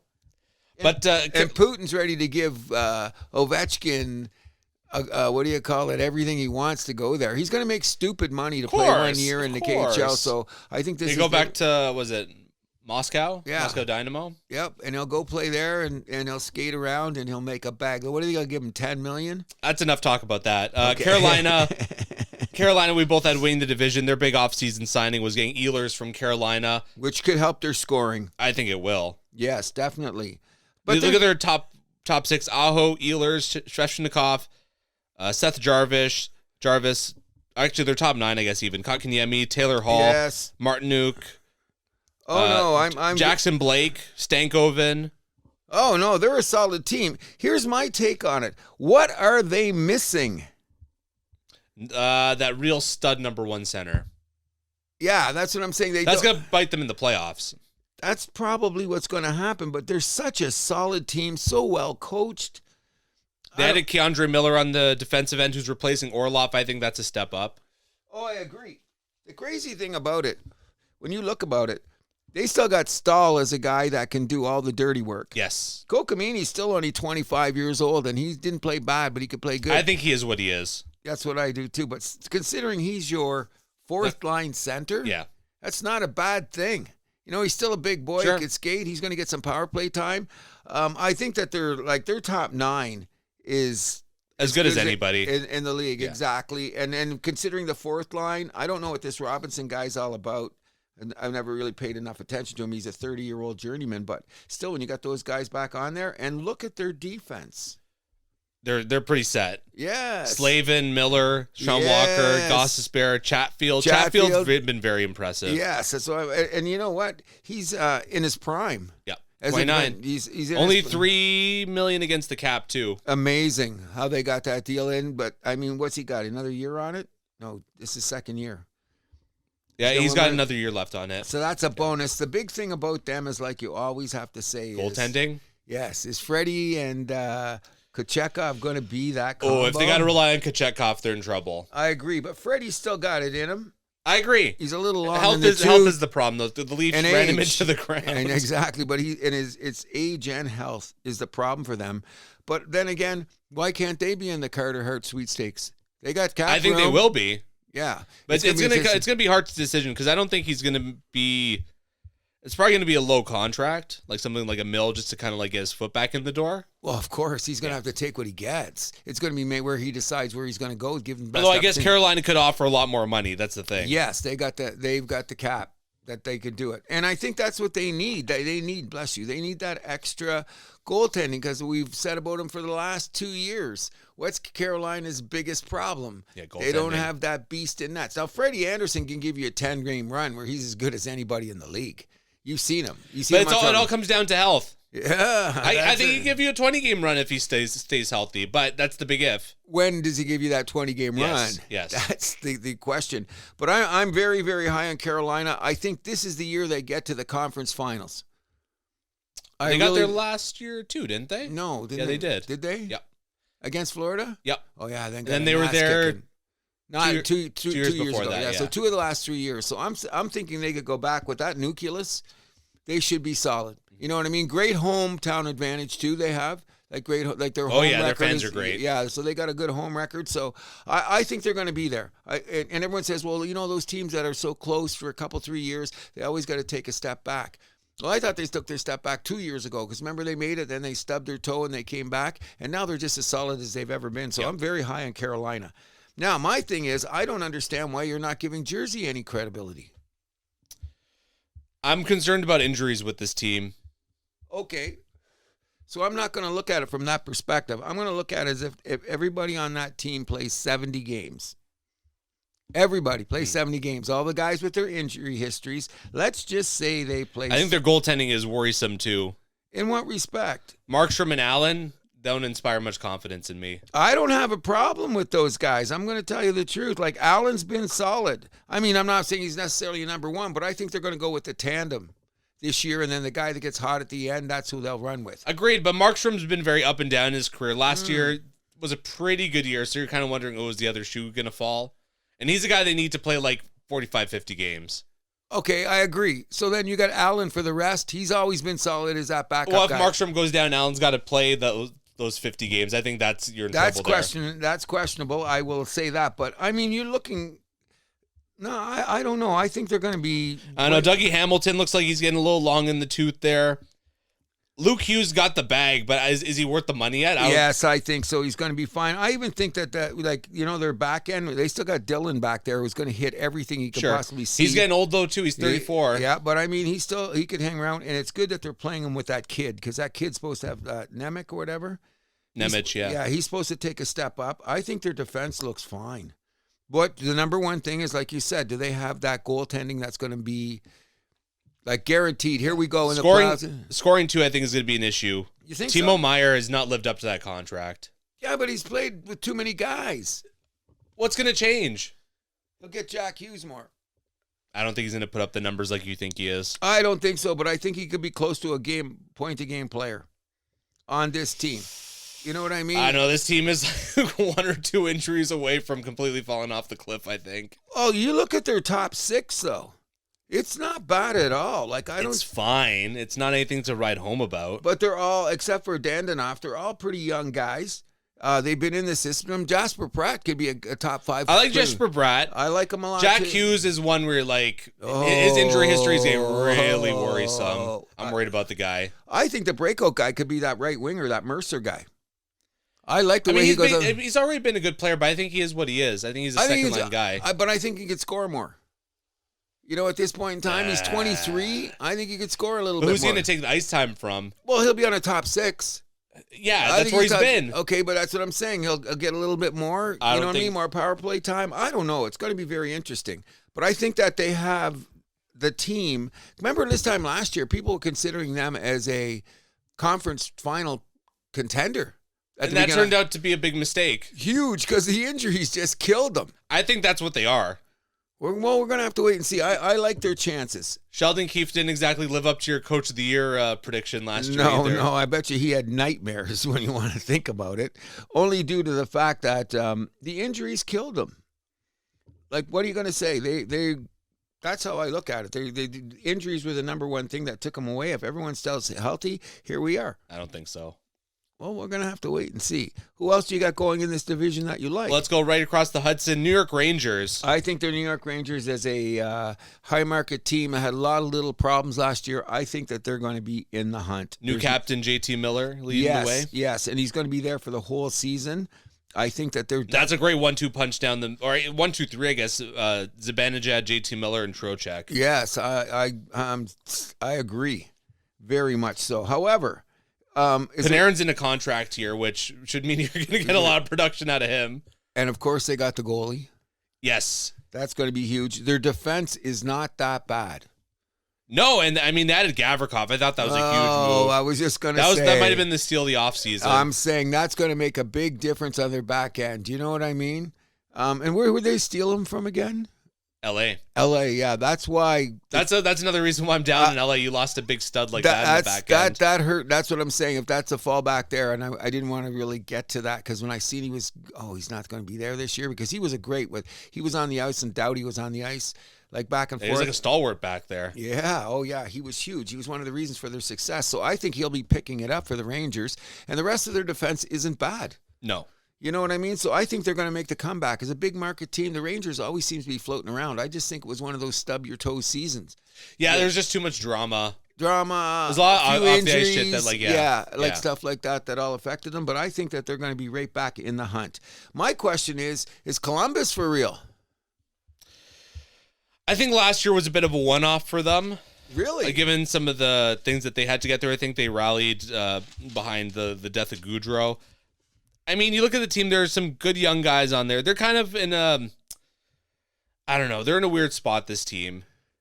Do they have the goaltending? That's a big question. That's what Because Merzlikins is a guy, they love to hype him up, but he was also a guy that they were shopping around and no one seemed to want. That's kind of. I like the defense. I like Werenski. They got Provorov. They got Severson, Fabro. I think that's solid. Mm-hmm. I'm just saying they're going to be very competitive, and they're another one of those teams that's weird. When they play at home, they play better. I think they're a team that's going to be in that kind of 9th, 10th with New Jersey. Okay, so yeah. I'm putting them just ahead of it myself personally. I don't have. You don't have them in the playoffs though. I don't have them making the playoffs. No. I mean, Fantilli could have a breakout season, which would be like a big boost. Oh, sure. They added Charlie Coyle. I think that's a pretty good pickup. Oh, yeah. I thought that was a good pickup, too. But that's kind of like a mid-move, right? It kind of helps you, I don't know, I guess become a team that's never out of games. But how is he going to help you win those games is the big question. I'm wondering that, too. The thing about them is, like I said, their defense is pretty solid. It's very solid. Very solid defense. It's their goaltending that they're going to have to worry about. Their forward group, it leaves a little bit to be desired, especially on the scoring front, too. Exactly, if they could score. But if Fantilli breaks through, that's a big boost if he does. That could be the difference between making the playoffs and not, but we're going to have to wait and see on that. Yeah. But I don't see them making the playoffs. No. Washington, so we both have him in. You have him in as a wild card, right? Yeah. So Ovechkin could be his goodbye tour. Pierre-Luc Dubois, we did not talk once about any drama there last year. Like I predicted, Washington's that kind of team. They have that culture where you can kind of quote-unquote fix guys. And they kind of seem to have done it. in a weird kind of a way. I wouldn't be surprised if he's a little bit more productive offensively. I expect him to be more. Yeah. I expect definitely expect him to be much more, and I think that'll get more power play time too. You know what I mean? I would imagine. Although Dylan Strome is still the man down the middle for them. For who? Washington? Yeah. Yeah, definitely. But I'm saying and good for him too. He was a guy that was looking like he might be in the like kind of bust territory. But he's really come on. He's become very. I don't know if he's become like quite the number one center that Arizona hoped for when they drafted him, but he's been a very, very solid option there, especially as a playmaker. And not only that, he's good as a defensive guy. Yes. I think he might get Selke votes this year. The problem is he plays with Dubois. He's going to be competing with the teammate for that award, right? That's another guy too, but there's two big candidates there. And but they still got the young core. Yeah. Oh yeah. Ryan definitely. Leonard is going to be a very interesting player. I think he's a little bit of an outside shot for the Calder, but I think you're going to be hearing his name in that conversation from time to time. Especially if he scores more. Yes. If he scores more, he's definitely going to get that. Oh, if he gets 30 goals, then he'll definitely. who knows? I'm not saying he will get 30 goals. Exactly. But I think he has a possibility of getting there. 20 is a little bit more realistic. I think he'll score 20. He might even score 25. The thing about them, when I look at them from this perspective, is that their defense isn't getting any younger. It's a veteran group. I mean, they got some guys at 25 years old, which is going to help. They do. And they all move the puck and they all hit, so we're going to be there. I'm still saying. We talked about Chikrin last year. He was the steal of last summer for them, right? Exactly, and he could still get better. Yep. He's only 27 years old. Mm-hmm. You know what I mean? I think they're solid in net. Yep. Oh, yep. Yep. And I think that is he going to get a nod to go to Team Canada if he has a crazy-ass start? Absolutely not. Wow. Wow. What a hated guy. That's a disappointment. Well, like I said, we don't know what goes on in the locker room, right? No, we don't. But that's very interesting you put it because, is he that hated? Well, we know who's on the coaching staff, and we know who. Yeah. That always has an intangible that you can't put in a metric. Yeah. Is that the way you look at it, so to speak? But I think Washington will be there. Like, they were just too good last year. Yeah. To fall all the way out of the playoffs, no. The big question is that for them is like if those young guys have the internal improvement that could balance that they didn't really do anything in the offseason. Yes. Could they win the division again? Of course they can. Yes. But you know what I like about them? The way they skate. They're a great skating team, which is always going to get you there. You know what I mean? I don't know if they're tough enough. You know what I mean? Like when it gets to the banging thing, but they skate as good as anybody in the league. And if it gets a little wide open, Thomas seems to be able to make the save at the right time. Oh, yeah. So I'm not worried about that. Like I'm just saying I feel a fallback because they were just so high last year that I don't think they can sustain that for 80 games this year. Probably not. New York Islanders, this is a team that oh, gee, they're my sleeper of getting into the playoffs. I did not have them. I think that is insane. I don't have them making the playoffs. I don't, but I think that they're going to be knocking on the door. Well, let's get this out of the way. They're going to be behind the 8-ball number one because Patrick Waugh's favorite goalie there is on the IR to start the season, Varlamov. He doesn't trust Sorokin. We know that. Oh, no kidding. Their defense, it's okay. I mean, they got Matthew Schaefer back there, but rookie defenseman, you never really know what you're going to get. You need 300 games. That's kind of like the old adage. Yep. To kind of set your foot in there. I think he's a way outside shot for the Calder, and people saying that's underrating him, but given how his career has gone, but still rookie defenseman and not particular, and he's more known for a two-way game, which again might need a little bit more development before he's fully set in. Agreed. Agreed. Up front, our buddy Pierre Engvall's on the IR to start the season. Yes. But then I don't know, Barzal, Horvat, Pajot down the middle, it's fine. You have Kyle Palmieri, who's 34. You brought in Drouin, who's 30. And all those guys should have shown something by now that they'd be more of the scoring touch that they wanted. So I don't that depth. Anders Lee is 35. Exactly. That's what I'm saying. So they're long in the tooth there. I don't know. I really hope they're going to get better. Maybe they'll have some internal improvement, but I don't see them going to get there. I think this is a team that could be bottom 5. Really? Yeah. I could see things getting real ugly in New York. Then I think Patrick will be out of town fast as he got in. I'm predicting he's an American Thanksgiving lookout candidate for me. Wow. Yeah. Wow. Especially since he's not management's guy. Nope. Let's not forget that. But if he has success, that's what it's all about. Let's see the product on the ice, and we'll go from there. Exactly. Philly, I think, is an interesting team. They still have a lot of questions to answer, though. Nah, they won't be there. But they'll be competitive and they'll be tough in their house and all that other bullshit. But no, they're way too far. The mistakes. Goaltending's number one. Okay, and not only that, the mistakes they made in drafting and trading in the last couple of years has definitely not been. How so? Well, first of all, it's too bad they lost Carter Hart. Well, yeah, that's a different circumstance. Okay, but there you go. That's something we're going to be there. Who is the young kid that they drafted that he's going to have to really come around? Let me get to.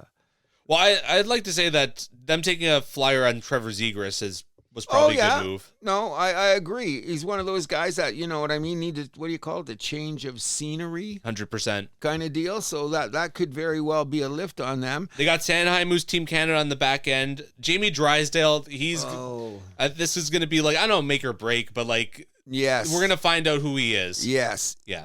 They're going to have to find out that really quickly. Yeah. I just don't think they have enough on the back end.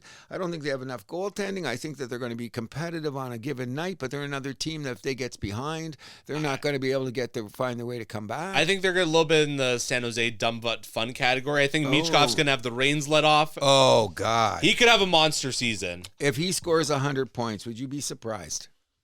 100, I think, is a little bit 90? high. I would say the 80 to 90 range, I think, is very realistic. Yeah, 40 goals. He can shoot. Yep. He can shoot. That's my prediction. Like a 40-goal, 85-point season. Mm-hmm. I think that's very realistic for him. Mm-hmm. I think it is too, but like you said, they'll be fun to watch. And this guy's going to freelance all year. Like when he gets on the ice, he's going to do whatever the hell he wants. Philly's going to steal some games. Oh, yeah. Definitely. But like again, I kind of put them in that Islanders territory. They're not going to be a good team. Should be interesting. Speaking of bad teams, the Pittsburgh Penguins, they could be really bad this year. They could be first really round bad. Draft pick? Like first overall pick? First overall pick? I don't know. San Jose and Chicago are still pretty bad. Nashville's bad too. Oh, Nashville's having their issues. We've already talked about Nashville's actually like, I should have said that. They're like a serious candidate for dead last. Wow. My thing is this. When, what we're just saying, who we're talking about here again? Pittsburgh. Oh, yeah. Think about Pittsburgh. Their lineup just looks pathetic. And they have Brian Rust and Kevin Hayes on IR to start the season. There you go. Now, is this going to be good enough when Sid wins the gold medal? He'll be happy with the season? He'll stay in Pittsburgh? No, he's going to want out of town. You think so? Get me the F out of here. Okay, that's true. And he's given them everything that they've needed, including three Stanley Cups. You know what I mean? MVPs, scoring titles, Rocket Richard trophies, you name possible Mount Rushmore player of all time. I think he's making a very, very good case. If he plays till he's 40, he'll be guaranteed to get there. Well, his contract's going to take him there. That's what I'm saying. So that's what he's expecting. He said he wanted to play till he was 40. And he hasn't taken a step back. No. You know what I mean? That's what he's saying. If Pittsburgh was in the playoffs last year, I think he'd be a serious Hart contender. Oh, definitely. The way he was playing, for sure. But I'm saying that the Bell Center's looking good for me in the playoffs. Just throwing that out there, okay? But in any event, Bell Center also looks good. I won't go hey, there. we're gonna talk in a minute. We're gonna have some shit to say. We've been very diplomatic, but we got to get to our division. Well, hold on. Who else do we have in the Metro, or is that it? That's nobody else that we got to consider, really. No, we went through all of them actually. Yeah, so there's nobody there that we're gonna really jump up and down about. Atlantic Division. So your 4 teams: Carolina, New Jersey, Washington, New York. Yep. Okay. The Atlantic Division. Okay. Last, but certainly not least. Okay, I want to just show you. I just want to show you what I did to get prepared, okay? Look at Metro. Look at Pacific. Look at the Central. Look at all the things I've written down. What have I written down about the Atlantic? Nothing. I know where I'm going. It's all over the place. Let's talk about this. Top 3. Top 3? Top 3. Tampa Bay, Toronto, and Montreal. Okay, yours is actually not that far away from mine. Okay. I have Toronto winning the division. Oh, that's okay. I have Tampa Bay number 2, believe it or not. Wow. And then Let me check your temperature. Mrs. Milani, was your son feeling good when he woke up this morning? I like the move that Tampa Bay made at the deadline last year. That kind of solidifies that lineup. Number 3, I went back and forth. Okay. It was Ottawa, Montreal. I ended up putting Ottawa there at the end of the day. But I know why. Why? Oh, Well, no, we're not going to say. We're not going to start arguing about that right now. I'm just saying that could go back and forth, though. If Montreal's number 3, I would not be surprised. No, I'm not. I wouldn't be surprised either. I do have Montreal making the playoffs as a wild card. Really? So who are your top 3? Toronto, Yep. Tampa Bay, Ottawa. So you're saying 5 teams are still going to come from the Atlantic because Florida will make it too? I have Florida and Montreal as wild cards. I have Montreal as the top wild card, actually. Okay, that's. I'll give that time of day. So let's just. Then who's your final wild card? Florida, I take it? Yeah, Florida. So you have Ottawa missing the playoffs. No, didn't I? What did I say? You said Tampa Bay, Toronto, Montreal. So I missed something. My playoff lineup is going to be Tampa, Leafs, Habs, Panthers, Hurricanes, Devils, Senators, Rangers. Did I miss something along the way? Wait, hold on. You have 9 teams in the playoffs in the East. 1, 2, 3, 4, 5, 6. Don't you have 7, Washington as the number 3? You said? No. Oh, so you have New York as your number 3. 3, yep. Okay. Mm-hmm. Because before you were saying that Washington was, or I thought I was going to have a wild card, and I changed my mind because I think the Rangers are going to outdo them. And there's going to be too much competition. And I think the Senators and the Habs are going nowhere. You know what I mean? If Ottawa makes it 3rd, I wouldn't be surprised either. I think they're going to be like battling for that. I alluded to this last week. I think those 2 teams are going to be battling for the same spots. And that rivalry is going to get hella turned up this year. Oh, like you wouldn't believe. So let's just talk about the frickin' elephant in the room here, and let's get it over with. I'm going to go right at them right away. I think Toronto's the most overrated team right now to start this season. And anyway, they're going to be good. They're going to be good. Don't get me wrong. They're going to be good. But it's just because maybe I live in this city. I don't know. I think that they're vastly overrated. First of all, let's cut to the chase on one thing. What makes their defense so great? You saw it last year. At times. At times? What happens when they got to Florida? That's Florida in the playoffs. Okay, so they've dummied everybody. Then you got to do more than that. Now, I will give them this credibility. They gave Florida the hardest time of any team going there. I will give them this. Okay, so right off the top, what do we got here? McCabe and Tanev. Are they going to sustain what they've been doing? And we got full year of Brandon Carlo, too. That's going to be I think that's going to be your savior. I think Simon Benoit could.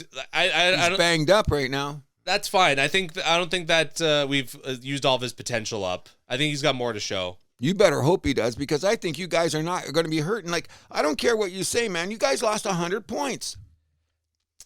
Yeah, but you think your top 6 is better than everybody in the division? Are we talking about forward or defense? Okay. First of all, I think your defense is going to be overrated this year. Even though you kept sucking their dick last year. Yes, because they did. They got better, but okay. I'm going to say that I'm going to say. I think they got Thrun as a number 7, who's a step up on Philip Myers too. Good point. Yeah. I'm going to say that. But what gets me is that we're always talking about how great they're going to be. McCabe's getting better and better every game as a Maple Leaf. We've seen that. We'll see that. But what, you think their top 6 is better than all the other top 6s you see around the league? I mean, they certainly compete with them. It's not an issue at all. Well, Domi... They hold it down defensively and they can move the puck. What else do you want? The Berube thing, yes, but I think they're going to be losing in some scoring. They're going to be in tougher battles than they were last year. You can't just... I think you're overstated. I think that point is so overstated. No, I don't. I think that Marner was so much on this team. First of all... He's too much... No, but now it's going to be freed up. Marner was too much of a puck hog at times. Oh, gee. I forgot this is not the house of Marner. Okay, let's get to cut to we got Michelli, I think, by the end of the season. Hold up. Let me fucking finish. Holy shit. You talk enough on this show. Okay. Michelli, I think, when all said and done, he's going to be playing with with Matthews and Nyes on the top line by the end of the season. We got Easton Cowan, who's a rookie. I think he's going to help bring up some of the load there, too. Nicholas Waugh, I think it's going to be a great step on that third line. McMahon's still a little bit of a question. I think they're going to give him the opportunity to score more on that second line, but that's up to him at the end of the day, whether he's playing second or third line. Who are they going to lose in the waivers? Well, Kampf has already got sent down. Nobody picked him up? I don't think so. I think they got till tomorrow. But then Lawton got put on IR, so I think that bought them a little bit of time. Yes, and I think that was a sneaky, dirty move, but every team in the league uses it. Okay, so that's the way it is there. I'm just saying this much. I'm still saying Toronto's going to be right there. I'm not. And we had Dakota Joshua, too. That could be an interesting pickup. Let's just see. I think that's a great pickup. Well, he better score. I think he will. That's going to be the main thing. Mind you, he's going to be playing Actually, he could be that guy that take McMahon's spot on second Oh, line. I agree. And I love the way he skates, by the Yeah. way. Love the way he skates. My take on it is this, okay? When you have a player that scores 100 points as a Frank Selke contender every year, and he's on your number one power play unit, that's 3 segments of your team where you're taking a guy completely away. Are you telling me Maselli or Joshua or Roy is going to play all these parts for the Leafs? Maybe one I of think the you're replacing it by individual. committee. I think the number one Is the quality of that on every one of those things going to be better than Marner? No, they might be able to do it Well, by I think- committee, but they'll all be not as good. No way. Okay, fine, but top power play, I think that's a little bit less of a problem than people are making it out to No, be. I don't think it'll be there because I put Riley in there and he's with the team. So I think it's gonna flow a little bit more naturally too, because Marner was like, he had to take those ones at the point. And it was like, I don't know, it felt like at times we're like, what are we doing here? I think it's gonna be a little bit more predictable for the Leafs of like, we know when to go here, we know when to go here, just like, which was a big problem with me the last few years. Like station to station, the Leafs were so slow on the power play, and I blame that on Marner, honestly. Full disclosure, Andrew Milani drove Marner to the airport to get him out of town. Sure. Yeah, you did, didn't you? Also, let's break why down is he such a whipping boy in this city? because he's a bitch. No. I know. He's the best bitch Okay, going. let's the media bring it ran up him here. out of town. I can't find one person in this city to say one good thing about Marner. And sometimes I get people. You get like that with the Habs too, so I don't want to hear it. No, wait a second here. Like, is he been that bad for you guys? You run him out of town, and I don't hear a good word about the guy anywhere. Like, that just drives me crazy. Good for him. I hope he's happy in Vegas. When he wins, gets leave that that. ring, and he brings the cup to Shoey's. I'm a little bit worried. Yeah, he's not coming to the Shoeys. I'm a little bit worried like if they get Carter Hart that they're going to win the cup there. That's the only. But my hot take with Marner though, he won't finish that contract with Vegas. I don't think so either, because he'll get tired of it and get out. I want to come back to Canada. I'm not saying that he's not coming back to Canada. Well, anywhere. But I'm saying They're gonna chase him out of town in Vegas. Why, you think just because of the way he is? Same shit that we saw here in Toronto. Okay, well, here's what we don't see. And also the Vegas fans are very entitled. Let's not forget that. I'll take it one step further.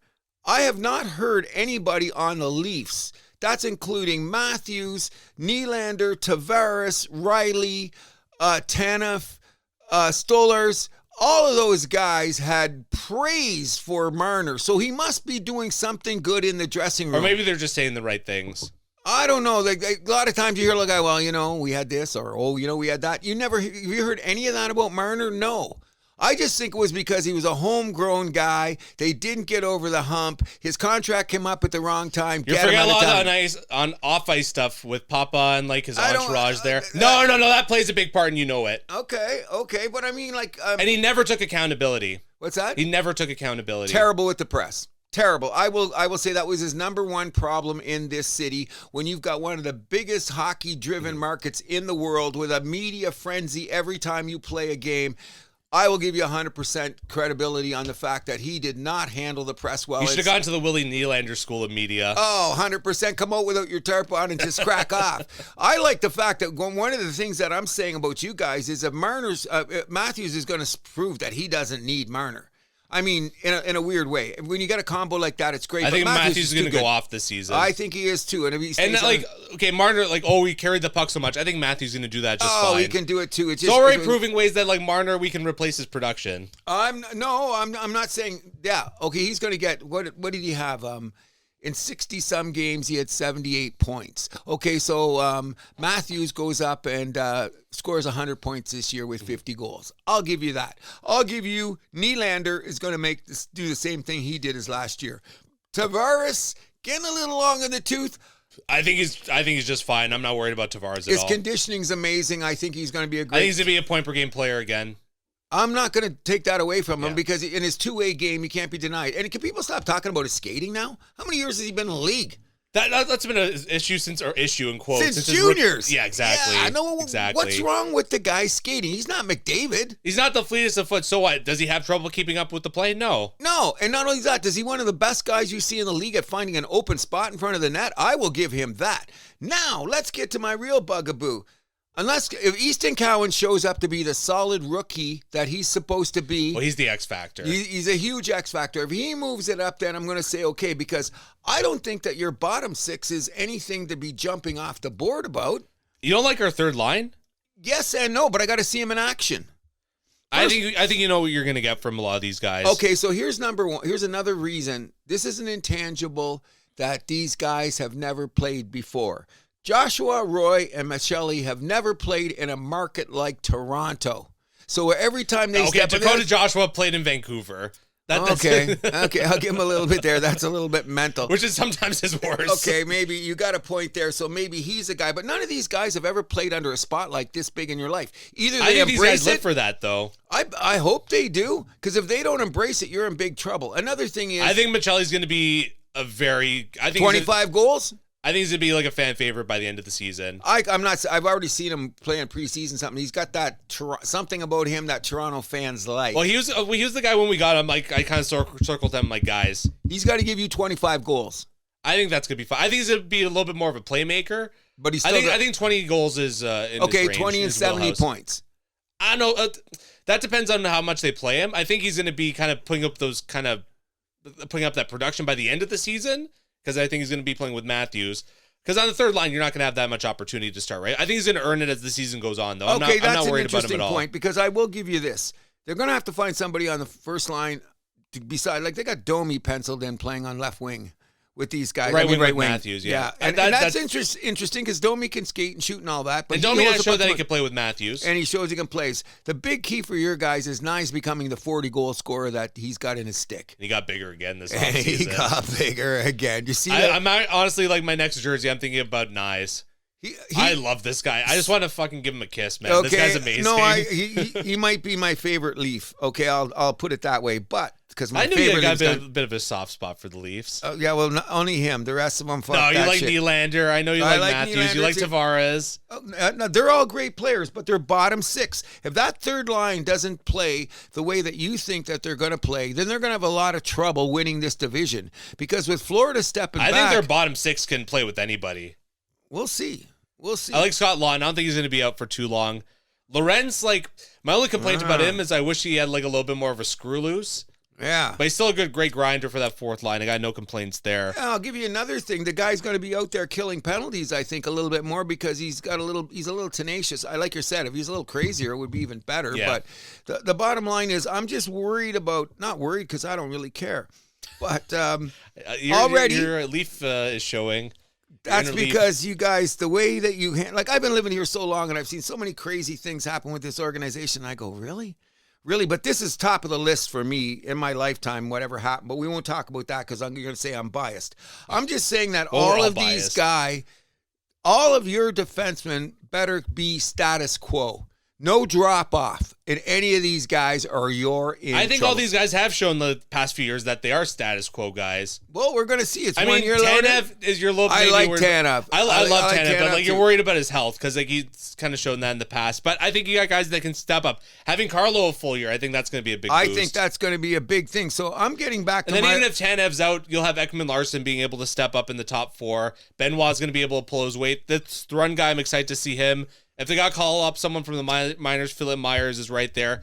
William Villeneuve, I think, is becoming an interesting prospect, too. I don't know if we're going to see him this year, though. Might still be a year away. Boy, Toronto, you guys are listening to this. You know that Milani's got you guys going to the Stanley Cup final. I can feel it. I actually don't.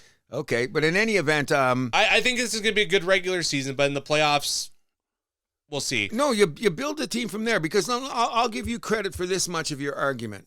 If this third line plays up to your potential, then you shouldn't be worried about the playoffs because you've never had a third line like this going into the playoffs, which would be huge. That doesn't mean that Domi's going to be on the first line because you might take Michelli and move him up there. Domi's probably going to be third line when all's said and done. So they're all good, which is not bad to have in your third line. No, I'm not complaining. And I would say if Michelli moves up to where he is supposed to be, you're going to be in good shape because then Domi will be great to have in a third line and perhaps he'll play a little bit more center and kill some penalties. Yeah. I'm just saying that, okay, you're going to look around. Easton Cowan has to score 50 points for you.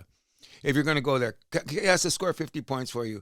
Michelli has to score 20 goals at least to get in there because where else are you going to get the scoring? You know those nights when they just come out like, remember when Anaheim beat you? What did they do? They just mauled Marner, Nylander. Yeah. They mauled them. That's all they did. And it was ugly at times. And then, of course, Dostal stood on his head. But people are going to come out and try to maul those guys. Now, I don't think it's going to be a big deal. That's nothing different, though. Agreed, but I'm just saying. Now we got a little bit more depth. So now I'm hoping that you have a little bit, like on paper, it's looking like you have the depth. We do have the depth. We're going to wait and see until this goes on because I think that Toronto is not going to be as good as everyone thinks they are. I think Matthew's going to be. We're going to have to wait and see. And playoff cap space, deadline cap space. They're projected to have just over 2.5. They wish they'd have a little more. Maybe they're going to make a trade. That's more than we had the past 5 years. Usually when we're not accruing any cap space. So what's going to happen? Robertson leaves via waivers? I heard there might be some trade interest. They might be able to ship him to like a San Jose. They got to do that in the next 24 hours. No, they don't. Because of Lawton on IR, they have time now. Oh. They have 13 forwards. That's right. You know what? I would prefer, I don't know why, this is what drives me crazy. Robertson's not a Berube guy. That's the problem. Wasn't a Keefe guy either. No, but he can go to another team, score 30 goals. He's that kind of guy. I don't see that. I could see him going to San Jose, playing on the line with Celebrini, and those guys being -3 and scoring 4 goals a night. If he goes to San Jose, I don't think he's making the top 6. Oh, well, we'll have to. Because he's behind Eklund, he's going to be behind Toffoli, Jeff Skinner, Will Smith. But I think he could work his way up. I never thought that something about the guy is just not liked in Toronto. It is. He's not that good. He's better than people realize. You know what his problem is? He don't play Berube's system. He doesn't play anyone's system. I like that. I like guys that can go. He finds his own shot. Okay. And if he was playing with better players, we're going to wait and see. But I think, you think they're going to trade him? He's going to be in the press box the first night. Oh, 100%. Only because they got to see what the new guys do. Let's see after 10 games if he's in the lineup. I predict he will be. He's going to get a game here and there. But I say he will be in there now. He's going to be regularly in the press box. What's his age? Who's he taking out of the lineup? Oh, let's take a look. What's that, Yarncroke? He's probably is his spot he's taking. Camp might not be on the team. No, Camp got sent down. Okay, so that's what I'm saying. So what are your 12 forwards? You got Nyes, Matthews, So Domi. Matthews, Nylander, Nyes, Tavares, Domi, Michelli, Joshua, Roy, Yarncroke, Lorentz, McMahon, Cowan. I would say that I would rather have Robertson in just for the scoring touch so you could rather than who? I'll take out Lorentz. But you need someone to play penalty kill. That's what they're saying. Well, we're going to have to wait and see. McMahon is your big frickin' question mark. You know what I mean? He's on the brink. Even then, worst comes to worst, he's the third line guy, so what? Then he better score some goals. You guys have to figure this out. He's streaky. That's the issue. Oh, exactly. But the thing about I don't understand is that you're just blowing off 100 points. No, I'm not. Okay. I put reasons why I think they can replace the production. I don't think it'll be consistently to be able to go through the lineup without a guy like that. Now, if it comes up to, like I said, that third line, if these 3 guys play up to their potential, they take a pressure off the top 6, then I think you got a good shot at doing it.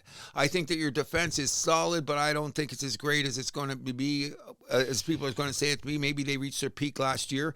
And then I think they're still going to be consistent. Well, I don't think it's going to be an issue at all. But here comes the bugaboo in the house.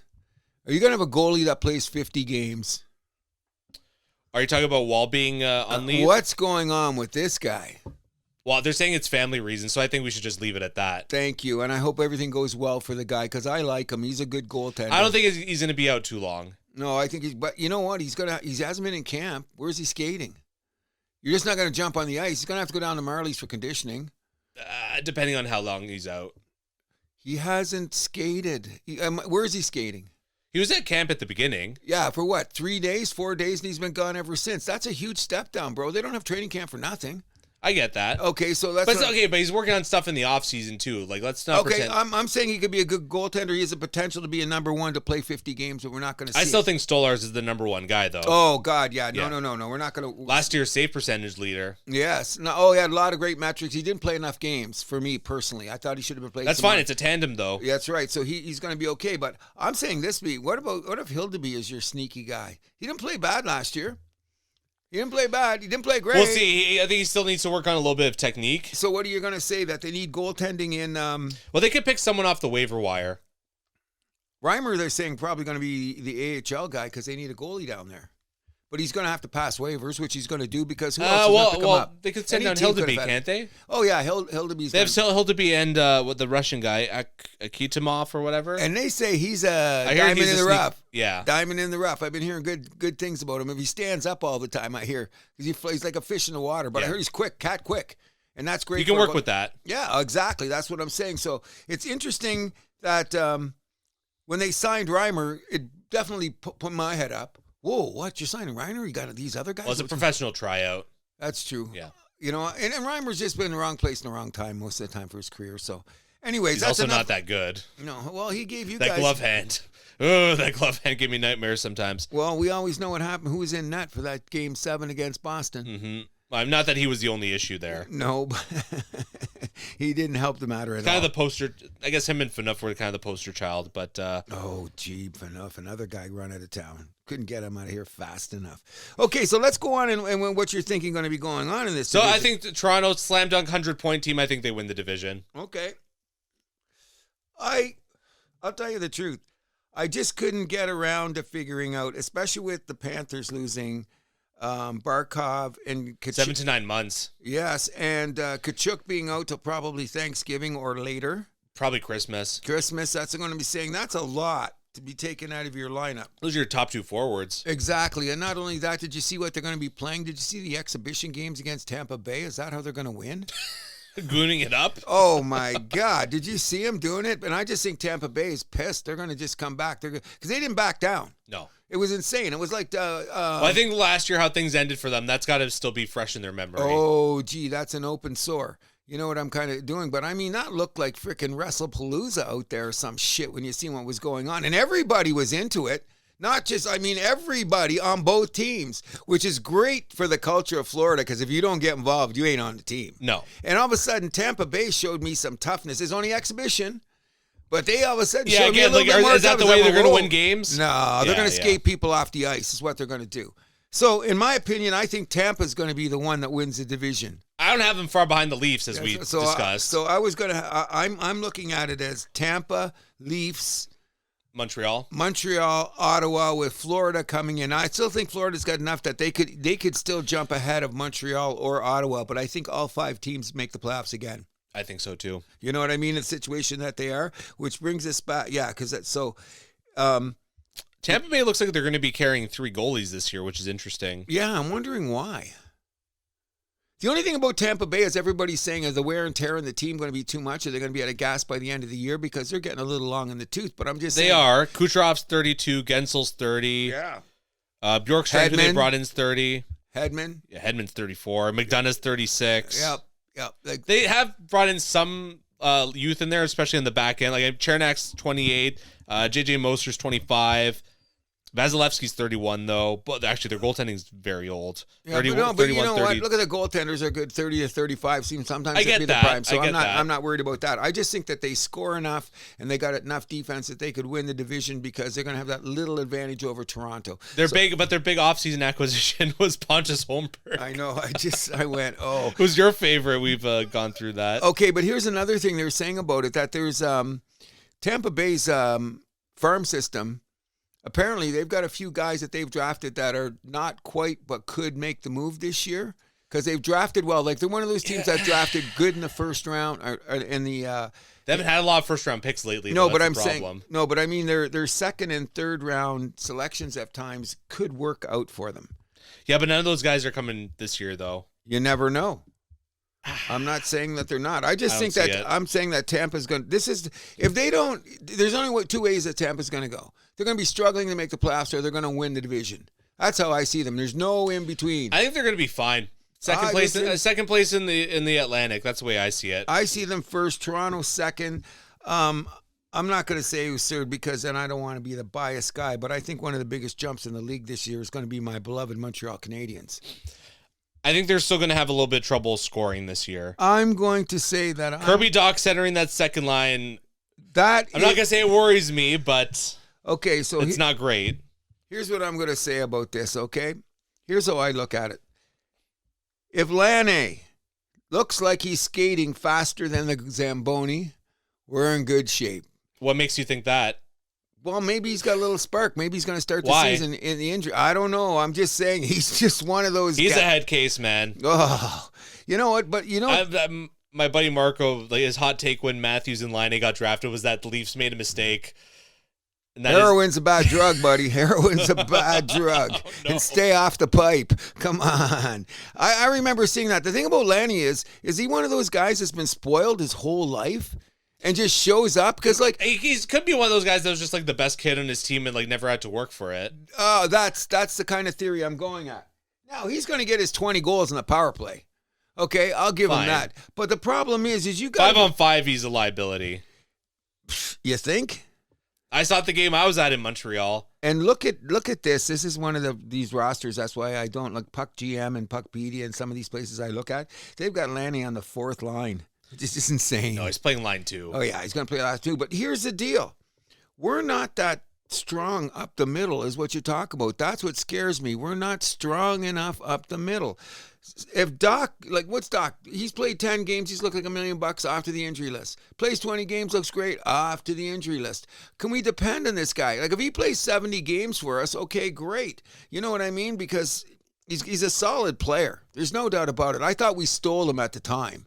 And he's It looked like this steal, especially considering he was like, what, a number 3 pick by Chicago? Yes. And you know, the thing is, he's only 24 years old. He's a big kid that can skate and shoot. I wish he was a little tougher. Yeah, that's a big issue with him. I'd agree with that. Your top line, I think, is solid. Suzuki, Caulfield, and Slavkovsky. Slavkovsky breaks out for his 30 goals this year. That's not going to be an issue. I like the fact that Montreal was smart enough to keep, like, the Andersons, the Gallaghers, the Who's going to take Newhogs. them? And they have no move, no trade contract. Which is even better because you need that third line. You know, they're fourth liners. Well, it doesn't matter. Even better if we're fourth liners, because that's a line that's going to be playing even hockey and playing their ass off. They're going to give everything and they're out there. And you need your fourth line to be like that. Gallagher's 33, though. Still, he's got those legs. He's going to pump. Anderson's only 31. He's still good. We're happy with that. Got no hands, though. None. Well, I thought he'd have more. If he gets 20 goals, I'll be doing cartwheels. I don't think so. No, I don't. 15 is probably his limit. But the big question, and everybody knows this, is how good is Demidov going to be? He's your X factor. You're damn right he is. He could be the guy. I love my skates like the wind. And it looks like he's got the puck as a yo-yo on his stick sometimes. My question about him is this. You can do that in the KHL all the time. What about his defensive responsibilities? Yeah. And he's big enough, don't you think? I think he's a big enough guy to handle. I don't think size is a problem with him. No, and he's just great. He's strong on the puck, but he's got to be strong on the puck on both ends of the ice. That's going to be the key. Yeah, and for if him. you try and dipsy doodle too much, you're going to be put on your ass, right? He'll get that OHL hit, you know, Yeah. right? I mean, like, he can't be doing all that kind of shit. But I'm just saying, can he keep up his defensive responsibilities? You know what I mean? That's a big question. I just looked over my shoulder. Is this what? Fourth quarter and Cleveland's going to win? Minnesota's got the ball, though. My God. What happened here? It's strange, too, especially considering Minnesota barely had to travel this week to get to So they go to London. Europe to lose 2. We'll get to that. Yeah, we will get to obviously, the big move for Montreal, Noah Dobson. He's been looking good out of camp. Oh, he's been looking great. And that's why I'm going to say this. I'll stack our defense up against your defense any day of the week. We're going one liability. One liability. We know where I'm going with that. But look at the rest of the guys on here. We got Dobson, we got Hudson, we got Gooley, we got Carrier. Lane Hudson's a liability, too, on defense. But he'll pick it up. He'll learn. You don't know that. Guys. Well, he's got to improve. I mean, what's the kid? Kid's 21 Hey, you can years stack old. up your defense against ours, but, like, Leafs still got you beat up front and in net. Well, we're going to have to wait and see on that. Who says Montalban is a Team Canada candidate? So you got to look at it that way. That's not exactly, but, like, the way Team Canada's goaltending has been going, that's not exactly the biggest vote of confidence. I'm not saying that it isn't, but I got you. But I'm just saying that if you've seen Montreal when they had their solid lineup, I'm not saying this because we're the Habs. We're just a great skating hockey team. Sure. You know, Marty St. Louis designed this after playing all that time in Tampa Bay. We skate and make sure the defensemen hit and bring the puck up the ice. Carrier and Gooley are a lot tougher than people realize. Even Gooley's got a mean streak in him. Dobson's not afraid to hit everybody. And the big another X factor is this. Is Aberjacki going to make Aberjack, whatever his name is he going to make the next step up as a solid defenseman? I think he is what he is. Can he get a little bit better? We got to hope that I think he's a third pair guy. Oh, definitely. He's not going to go beyond that, but we don't want to be a liability as a third guy in the ice. I think he's going to be the same as last year, where like most nights he's going to be in the lineup, but he's going to be a scratch sometimes. Oh, yeah, because we got a couple other kids that they're saying they want to give a crack to, so let's wait and see. But I think for our top end, we're going to be okay. And the whole thing is a start of the season. The last 2 starts of the season, we were horrible starting. We just can't get off to that start. We just got to like be 500 till we get to freaking Thanksgiving. You know what I mean? When you got to rely on guys like Line and Kirby Doc. Well, you know what? We got to see them on the ice. I say Line is going to be fine. He's going to get his 30 goals. I'm just worried about his plus minus. That's the problem. You know, you're going to be minus 20 and score 30 goals. Come on. I think when a 5-on-5, when other teams see Line get out there, they're going to be chomping at the bit. But the thing is that he's a good skater and he's a big boy. He just looks like he doesn't care half the time. I'm not saying that's what he is, but that's what it looks like. But they say that he could be. What they're saying is that maybe because of the injury, he started going. He's seeing Demidov there. All this other stuff. Doc's been playing with him very well. That could make the difference. The guy's got 40 goals in his stick. If he gets there. If he plays as hard as he's going to play. And don't let people hit him. Like when he's just lazy there. Like some of his injuries, because he's just skating around, a guy just laces 100%. him. And like, come on, buddy. Pay attention to what's going on there. Every time he gets an injury, what is it? It's an incidental where he's just piloning it. He's got a screw loose, but not the screw loose that you want. No, definitely not. But I think the Habs are going to make a big jump this year. They're going to be, when it comes to playoff time, people are going to be talking about them. Hey, this team is better than it is. I think they're going to be an improvement over last year, though. Montreal? Yeah. Oh, definitely. I think they're going to make the playoffs more comfortably than they did last year. Oh, I think so, too. And it's going to be, you know what the great thing about our team is? Carrier, Hudson, Gooley, and Dobson can all carry the puck out of the zone. Agreed. That's huge. You know what I mean? Matheson, too. Yes, but yeah, your buddy doesn't fall last up. year of his contract. Oh, thank God. But what if he has a year of years this year? Then we got to make a decision on the guy. That would just make me contract. That's true. What if he just has one of his best plus? But I don't think he's going to get that much of power play time, though. That's the thing. I don't think so. Because Hudson and Dobson are probably going to be the guys in the power play, right? And Gooley's going to get his shot at the power play, too, so it's going to make a difference there. Carrier could even I think Matheson might be ahead of Gooley on that pecking order still. But only because he's done it. Yeah, so he's going to be there. But in all cases, we both agree that the Habs are making the playoffs. They're going to be an improved team. And by the way, forgot to mention this before with the Leafs. Stolarz signed an extension with the Leafs. Yeah. Just a freaking steal. 4 100%. years, 3.75 per. 100%. If he plays, guys are finally taking team-friendly deals to sign with Leafs. You're like, thank God. There you go. But you know what? I think he should have held out for more. I just think that he knows his history of never being able to play 50 games. This is guaranteed money. Put it in your pocket while you can. But I think that you guys are going to get away with it because he's only, 29, 30? Something like that. Yeah, in any event, you're going to get full value for this contract, I believe. You know what I mean? Yeah. So we both have Ottawa making the playoffs too. Yes. Ottawa, to me, is the most interesting team outside of the fact of my Habs. Ottawa is so interesting because they play good hockey. Can their defense hold up? I think it will. Jake Sanderson is one of those guys that I think is one of the most exciting defensemen in the league. Oh, is he a Norris Trophy candidate?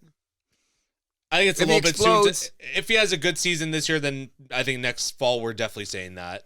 He's a good hockey player. He's very good. He's a good goddamn hockey player. That's how I see it going. What I think is that Ottawa scrapped so hard to get into the playoffs last year with that nucleus that they had. If they can get a tad better, then they're going to chase Toronto and Tampa too. Well, I think they definitely have that potential, but they got to find spots for Cousins and Zetterlund, who never quite found their roles in the play. Zetterlund was playing fourth line against the Leafs in the playoffs last year. That was bizarre. Well, and then Cousins was he just never got off to the right foot. Maybe with a good training camp, he could really step up and be that number 2 center that this team needs. Cousins? Dylan Cousins. $7 million a year. That could be a good deal, though. If he's scoring 60 points for you, he's got that potential. He's 24. We've seen it in Buffalo. Yep. Oh, no. I think he could do it. And I think that this Pinto kid's going to have an improvement. Pinto's a very good number 3. Yep. And not only that, they were smart enough to pick up Lars Eller, who seems to be the best fourth line guy you Yes. could have around for the penalty kill, like Speed, all the the skating, yeah. all that intangibles. I think he's a sneaky pickup for Ottawa. We're almost at 2 hours in, by the way. Oh shit! It's all hockey all the time. Well, that's okay. We can do that. The problem is that what about the Edmonton's 5th and 6th defensemen? Ottawa, you mean? Ottawa, yeah. These guys don't impress me. They're young. They could get better. They're the quintessential. I mean, we'll see. But in the internal NHL improvement. now, it's more about just having like a solid top 4, and you could just take it from there. Is their top 4 solid enough? Sanderson, Shabbat, Zub, and Jensen, I think that's fine. I think they'll be okay. All 4 skaters. Yeah, Allmark, we know he's a good regular season goalie. Yep. Okay, he's gonna have a step up because all the shit that went on with the injuries and stuff. I Yeah. think that's what's going to give Ottawa a little bit more pump because the goal he'll be a lot more consistent. Yeah. That's what I'm believing, anyways. I see Ottawa's like a 95, 97 point team. 90 for sure. Yeah. And if they don't, it's a dismal failure. You think what they've been building the last 4 Oh, yeah, years? yeah. If Ottawa doesn't get around that 90-point part, that's same with Montreal. If Montreal doesn't get that 90 point, both teams will be considered drastic failures. 100%. You know what I mean? And they've got the ice guys to do it. They got the depth to do it. Let's find out.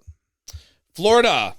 So obviously we talked about Barkov being out, Kachuk being out. Nobody makes the playoffs since the New York Islanders 4 years in a row. You know what year that was? Wait, what'd you say? No one made the Nobody makes the finals 4 years in a row. Oh, no one makes the finals 4 years in a row. Nobody makes the finals 4 years in a row. And I'm saying with the wear and tear, they're a little long in the tooth up front. They're going to be missing 2 guys that are extremely important to the nucleus of their team, and they're not going to be around maybe one half a season, one the whole season. How do you replace that? That's harder to replace than Marner. And with the Barkov one, that's going to be tough too because you got to make a decision on if he's going to be out the whole season to get that entire cap relief, right? Yes. With the new rules. Yes. So that's going to be so. If he's out for the whole season, he can come back for the playoffs. But then they tie it on. No, you can't. Then you don't get the full. You don't get the full. You only get a percentage, right? Yeah, exactly. Yeah, well, that's going to be interesting because I think he's going to be around for the playoffs. We're going to have to wait and see how badly the injury is. We got we won't know for a long time. I hope he's going to be back. I like Barkov, but I'm not a big fan of his because I think he sharpens his stick before the game. But let's just talk about his value to the team. Selke winner on the power play, on the ice the last 2 minutes of the game, checks the best centers in the league every night, and he's gone. Ooh. And he's got a scoring touch too. And he's got a scoring touch, and then you got your bulldog face of the freaking Hart Trophy nominee a couple seasons ago. Yeah, but no, not. Then we're talking about Kachuk. That's what I'm saying. Yeah, Kachuk was nominated for the Hart a few years ago. That's right. That's what I'm saying. So like that, and that's the face of the franchise when you think about it. Like everything about Kachuk spells Florida. Everything about him. Now you're not going to be there. Marchand's too old, I think, to be. And now he's going to be pushed up into a second line role. There you go. Yeah. And I still think that he's going to get 20 goals, 60 points because he's that type of a guy. But look at the wear and tear in his body. And last time I checked, Marchand's not the biggest guy in the ice. And he's 37. And he's 37. So we're going to have to wait to see on that. The pickup is going to be where else in the lineup? They've got some great players, though. Like there's not Their defense is still intact. And Mikula just signed a big contract.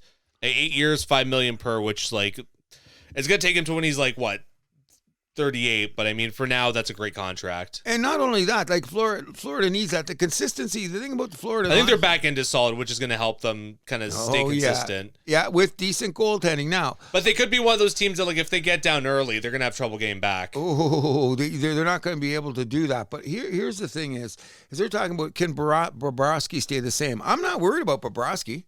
No, he's in a contract year, too. And not only that, he's got the right screw loose. Yeah. So I'm not, that may be the name of the show, or the screw's loose. But when you look about it, they're pretty solid. And did they just pick up Petrie? I guess they did. Yeah, they picked him up at the end. But look at Forsling, Ekblad, Jones for a whole year. That's going to make a difference. That'll keep things back. Because I think that Florida is going to be one of those teams that win a lot of 2-1, 3-2 games in the beginning. They're not going to play fire wagon hockey. Because I don't think that with losing the 2 guys that they have, that they can't be letting it get wide But they got to be careful to not get behind the 8 ball. 100%. 100%. But they had a little bit of a slow start yet last year. This could be that times whatever, multiplied. But when you think about it, is it really that bad if your first line is Bennett, Reinhart, and Verhagen? How long can you rely on that, though? I don't know. That's what we're going to have to then, find out. your number 2 line is going to be Lundell Marchand and who were they with? Louis Turinainen? Yep. Or yeah, he'll be there. Or Rodriguez, whoever it's going to be. Both of those guys are going to have to pick up the scoring slack.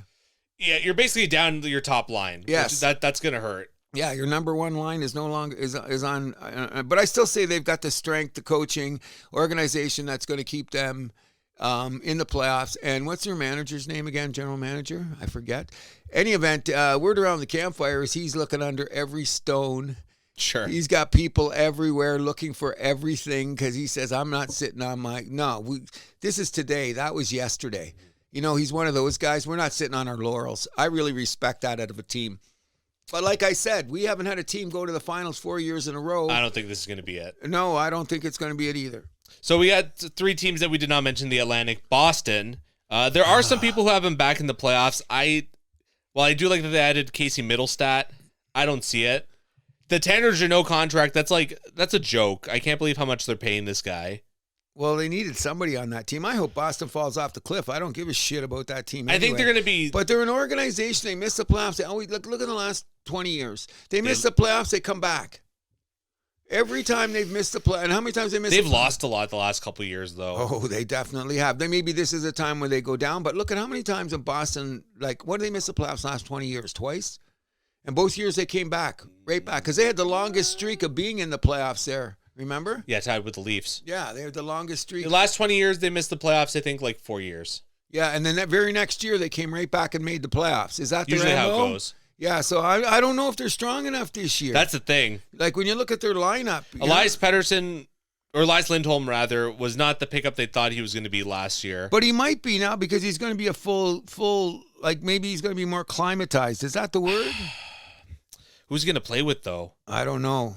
But they like, got up front, especially on the wings, they're not strong at all. Like after Pasternak? Nope, I don't see anybody there either. But, like, you know, when you look at the top, though.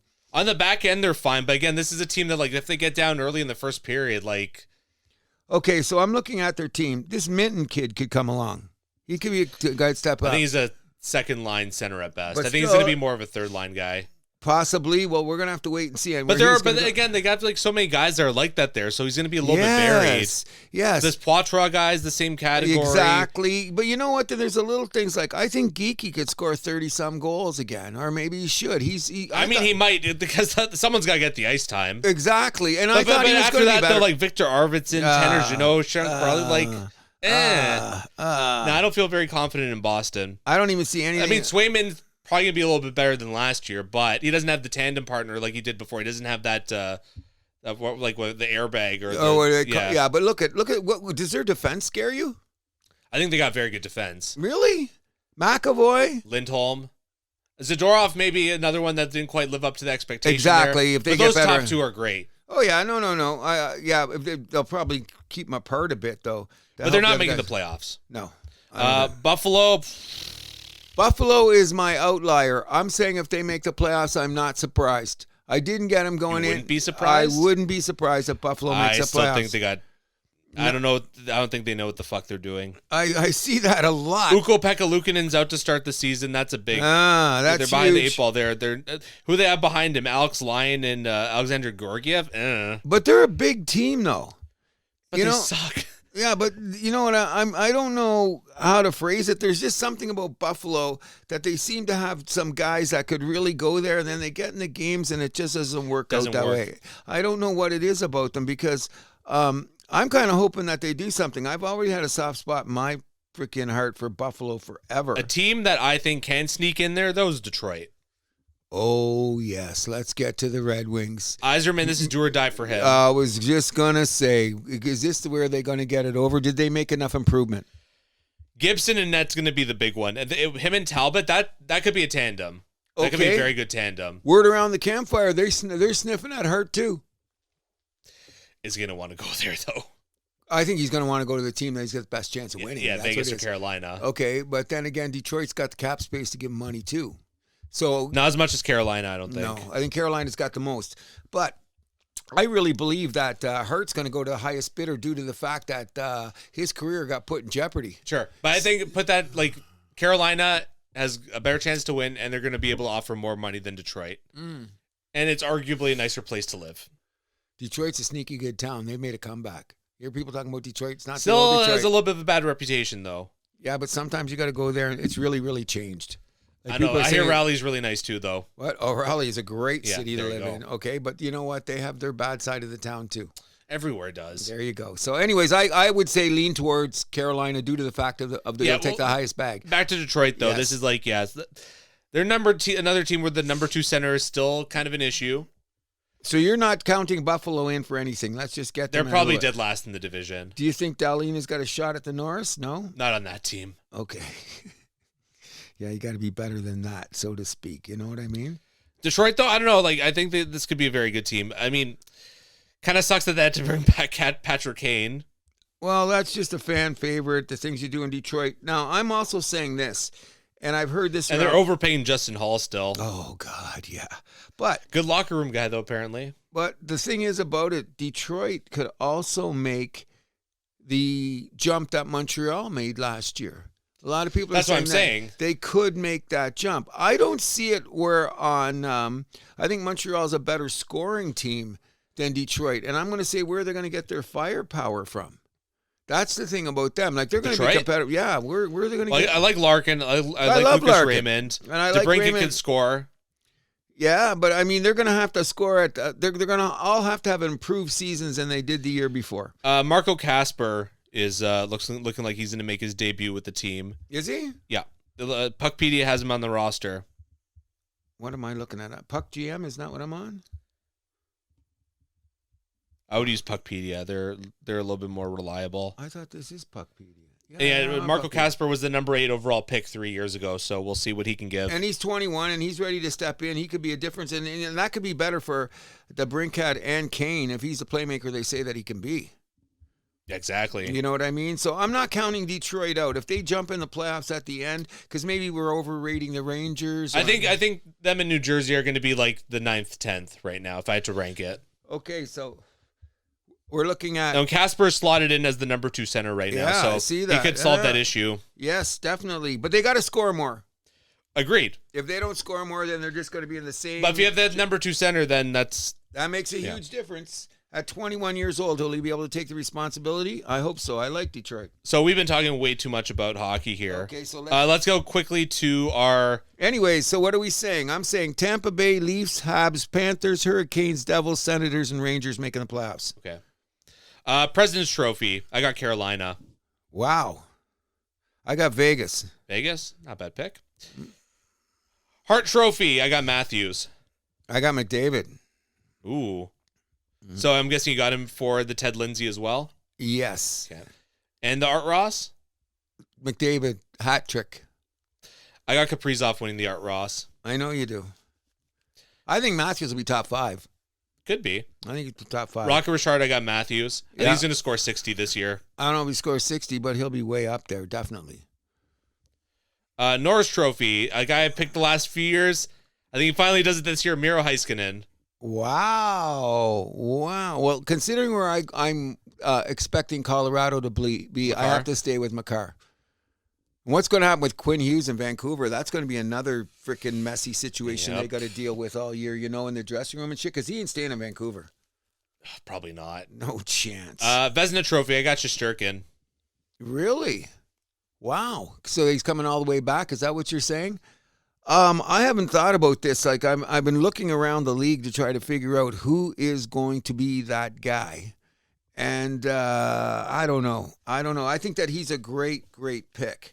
Okay, but I'm also saying that it could be a guy that emerging. I'm saying Gustafsson on Minnesota, because if they're going to be as far as going to be him, I kind of like him coming out of nowhere. I think Demko is going to be making another shot if Vancouver's going to do it. But They got to make the playoffs, though. They got to make the playoffs. But if you want to be honest, I did not have a definitive pick. Oh, come on. Pick one. Don't be a fence sitter. Montalban as no, you know what I'm going to go, to tell you the truth? I'm going to go with the guy in Washington. Because if they go anywhere, it's going to be because of him.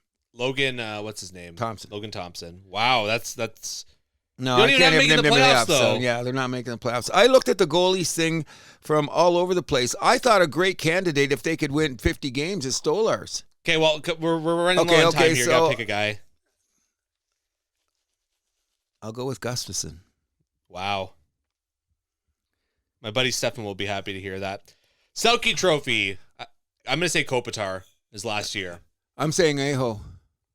I don't think so. I think it'll be him or Marner. Jack Adams. Since I got Carolina winning the President's Trophy, I got Rod Brindamore. Oh, okay. Then I think that Marty St. Louis. Ooh, okay. Jennings. Least goals allowed. I'm going to pick Hellebuck again. Really? Yeah. I'm going to say, really, so that he wins the Vezina? Yeah. No. Least goals allowed. Oh, least goals allowed.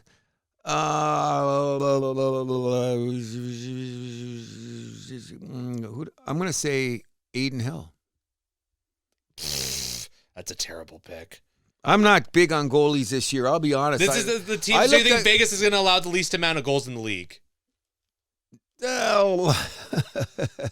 That's what you're saying. I think that Colorado would be there too. No. So, and no I can't way. pick the Hurricanes because which guy going to be on there? If you think Freddie's going to win it, Could be Freddie and Kochetkov, maybe. that's what I'm saying. Like, okay, I'll go with Freddie. No, you know what I'll go back with? You know who's going to be there because they're going to play defensively? I'll take the Ranger guy. Shesterkin? Yeah, you took him too, right? I took him for the Vezina. Okay, well, I'm going to take him for the goals least because I think that, they're going to make, Rangers are going to come back. Okay, in our way too early Stanley Cup picks, I have Colorado over Carolina. I have Vegas over Tampa Bay. Okay. Well, people, if you're going to do a hockey preview, it should have been this long. I often thought we should have done this show and that was it in some respects because I just knew there was a lot of hockey to talk about, but that's okay. We got a lot. We're going to try and do this in as quick as possible. Okay. So the next thing is... I need to be out of here in an hour, so hopefully we're done well before then. Oh, yeah, we will. First and foremost, did Minnesota pull off the win? Yeah, they did. They did. They pulled it up. But did they cover? I think they did. It wasn't that big of a spread. 2.5, won by 3, right? They won by 4. 4? Okay, they covered the spread. All right, so we'll take this to the Major League Baseball postseason. The Toronto Blue Jays did clinch over the Tampa Bay Rays last Sunday in a crazy game. Yes. I don't know if there was enough runs scored in that one. We're getting the grand slam. Oh, that was amazing. You could feel that everywhere. The great thing about it is, and this is why I'm liking Toronto's chances to go to the World Series, is they had a tiny bump in the road. They tied their shoes, did what they were supposed to do at home, got the home field advantage, and bitch slapped the team that was supposed to be taking them out. Because you know what?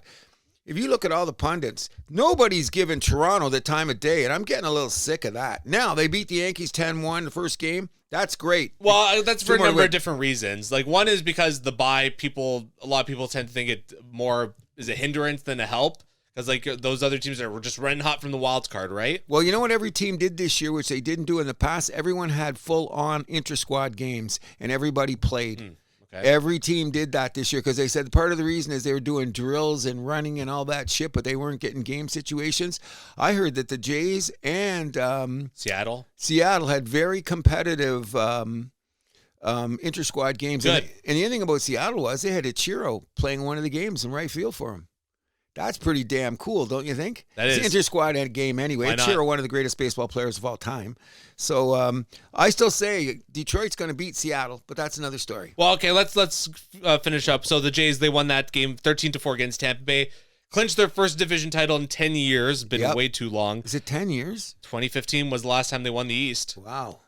The next year they were a wild card. And that's the last time they won a playoff game too, isn't it? 2016 was the year after, but they were in as a wild card that year. Yeah, right, okay. So wild card series, Detroit got the best of Cleveland. They beat them 2-1. Chicago got the best of San Diego. They beat them 2-1. This is the first time that actually that games went to game 3 in the wild card round, minus 2020, which was kind of like an anomaly. San Diego's just turned to be the bitch team of the league, though, eh? whiny Chicago got a little bit of help from the umpires too. Okay, I agree, but that that's strike baseball. call was ridiculous. What's that? That strike call was ridiculous. Oh, it was insane. But then that's when your argument comes in for you get the call. ABS, you make the call back because I've seen some horrible calls. I've seen some horrible calls against the Jays. It's unfair to the umpires too, in a way. Well, if you're a good umpire, you're going to be consistent. But it's also this tiny ball flying at you at like 95 miles per hour. Like, it's not fair to be able to say definitively if it was in the strike zone or not. You're right there. You should have a consistent strike zone at all times. That's what I'm saying. So if you call it here, especially if something's got movement. Oh, the movement, I know that's the one that scares them, but I'm saying the best referees, the best umpires in baseball behind the plate, the catchers and the managers know what they're going to get. So if they're going to call the high strike, they call the high strike. They're going to call the low strike. So I'm saying ABS or whatever it's called, that could improve that. But I'm going to be wondering when they're going to be using that in a game. But that's another story for next year. It's a challenge system like they'd had in spring training this year. Yeah, but how many challenges you get? Two. Okay, so when are they going to use them? You're not going to use them in the first inning. If it's something's egregious, you are. Oh, and if there's men on base. That's what I'm saying. The whole thing about that is going to be very adds a layer of strategy, which I think is, you can't say that's bad at all. And the Yankees also beating the Red Sox 2-1. And then the only sweep was the Dodgers over the Reds, which was both one that we had. Your playoff picks in round one were actually very good. You predicted all 4 series right. You predicted 3 of them to the game. The only one you were wrong about was... I thought you said it was a sweep, and it wasn't, I believe. Let me pull that up quickly. Was it Chicago? Chicago was the one. Yeah, you said Cubs were going to sweep. Yeah, but they didn't. I was 50-50. I said Cleveland in 3, and I said San Diego in 3. Oh, boo. What made you take San Diego? I liked them for a lot, and then I realized they got to go into Wrigley Field. No. Well, what scared me once I saw it was like Yu Darvish starting game 3, I'm like, fuck. Yeah, they're... And he blew the game for them. 100%. 100%. But I'll take it one step further. That Chicago pitching staff, especially the front two. Oh, they're the real deal. Yeah, you better be scared. If you're playing those guys in the playoffs. And I thought the Padres were going to just do something this year, which was my mistake, obviously. I liked them before because remember I thought they were going to chase down the Dodgers. And then I never bought that. I thought they could chase down the Dodgers. My take is the West Coast team coming to frickin' Wrigley Field and then San Diego having that San Diego attitude. Don't bring the beach to the ballpark. And they played their asses off. Chicago at Wrigley, no. They weren't going to do it. You lost the best of 3 in 3 games. Yep. So, no, they showed up. But in the end, and I will admit, there was a couple of sketchy calls, no doubt about it. But after the game, you're going to bitch like 10 men? Come on, it's baseball. What if you're on the other side? You don't say a word. You know what I mean? I think the Blue Jays... it's easy to say that, but when that call bites your season, it costs you the season. Okay. Come on. Okay, so I'm going to say this. I'm not. You always say I'm going to invent conspiracies. I'm not. The Blue Jays better play as tight as they can because I don't see the frickin' refs, umpires giving them nothing. Of course not. Why? Because we're Canadian. Stop that bullshit. Wait till we get to the World Series. Fuck the Yanks. That's how I'm looking at it. So we both have Toronto beating the Yankees. I have them beating them in 5. You have them in 4. Yep. For Seattle, Detroit, I have Seattle in 5. You got Detroit in 5. And after last night, I actually didn't see the final score. What was the final? 2-1 or 3-2 and 11. Oh wow! Because I saw it was 2-2 like late in the game. Great game. We both have Milwaukee over the Cubs in 5, which is going to be a great division battle. Yeah, but Milwaukee just slapped them yesterday, eh? It's great, and didn't because the starter was rough. The guy who's the manager of Chicago now, he was the manager of Milwaukee. He left there to counsel. Yeah. He left there to. We'll see if he made the right decision or not. Well, 2 of the things that are coming out here is I always say Milwaukee never makes the next step. Seattle never makes the next step. Now they're here. Seattle made it. They won the division, so that's a step up for them. Wow. They still haven't made. They've never made a World Series. No. And Milwaukee's only made 1. Yeah, they got there in the 80s, right? That was a great series, though. That's when they lost 4-3 to St. Louis. In my opinion, one of the greatest World Series I've ever seen in my day. That was a great Robin Yount, Paul Molitor, all those guys, Willie McGee. That was a great World Series. And then for LA, Philly, I have the Dodgers in 4. You got Philly in 4. Not looking that way now. You know, if you had Ohtani on the ropes last night, and Ohtani struck out 3 times to the same pitcher, which he's only done twice in his career. Okay, but I mean, that Dodger team looks unbelievable. But I'm telling you what, their bullpen doesn't scare me as much as I thought it would. Dodgers? Yeah, they're consistent, but they're not like, you know what I mean? No, but they do everything else amazing. Well, so does Toronto. Oh, they're not playing each other, though. Well, they're going to. That could You're happen. calling it Dodgers Blue Jays World Series? Not quite yet. I'd be a little worried about that. Yeah. So yeah, Dodgers beat the Phillies 5-3 last night. Milwaukee, they scored what, like 8 in the first inning? Something like that. 6, sorry, in the first inning, 3 in the second. They beat the Cubs 9-3. They put everything on autopilot. Tigers beat the Mariners. Yeah, like you said, alluded to before, 3-2 That was the and best 11. game of the day. Well, how could it not be? It was There's only one with, well, I guess the Dodgers game had some drama too. Yeah. But the Blue Jays had some drama for a bit, but then, boom, Guerrero, home run, first inning. Boom, Kirk, home run, second inning. It stays 2-0 until the 6th inning when the Yankees finally get one on the board. And then 7th and 8th innings, Jays win off, scoring 4 apiece. Kirk, 2 home runs in the game. Oh, God bless him. And his catching.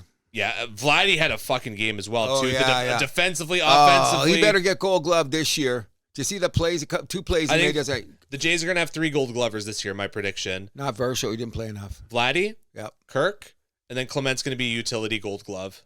Oh, yeah. Because there's a utility Gold Glove now. Yes. It's easy to forget, but that's a thing now. Yeah. Then the Jays should win the team Gold Glove again. Oh, yeah, they will. 3rd year in a row. I think they shouldn't have a problem with that. And I like the fact that, I'm going to tell you this. I sent you that text. If Santander didn't get that base hit, I'm flipping. What the hell is that guy doing? And then he's out in left field. I don't mind him playing him there. I would rather have Springer in the outfield than Santander. Well, I don't know about that. Oh, both of them are liabilities I now. agree with that, but they're whatever. But the thing is, though, you're gonna have to take one of them out of the game. I'd rather it be Santander than Springer. I just leave Springer at the DH and just not think about it. Okay, that's right. So just leave it there, because the thing with Santander is he's still taking freaking first 10 game swings of the season up there. And there was one play where like it was against the wall. If that was Miles Straw, that's a catch. That's a catch, yeah. 100%. That's what I mean. Like, and what has gotten there? Defense is one of the keys that got us here. Let's not put a little liability into our defense at the wrong hit at the wrong time. That could cost you a game. We'll see. Well, we know what it is. It's called the Teoscar Hernandez defense. Did you see him last night? No. Oh, my. He looked like classic, and I love the guy. He looked like classic Teoscar. He took such a bad angle on one of the balls that it just, and he was running, and I'm not getting it. He let it roll by, and the center fielder, what's his name, had to go get it. Yeah. Then he hits a 3-run home run. Of course. No, but the Jays defense yesterday, especially on the right side, Lucas and Guerrero, holy no, they were great. And especially the Guerrero double play. Off the charts. That was incredible. To get Jazz Chisholm out too at first base, that was amazing. Not only that, the fact that even though Guerrero's a big boy, he's damn quick for his size. Hell yeah, he is. You know what I mean? And he knows where to play. He knows where to go. He's got great baseball sense. I thought the key of the game was Gozman getting Judge out.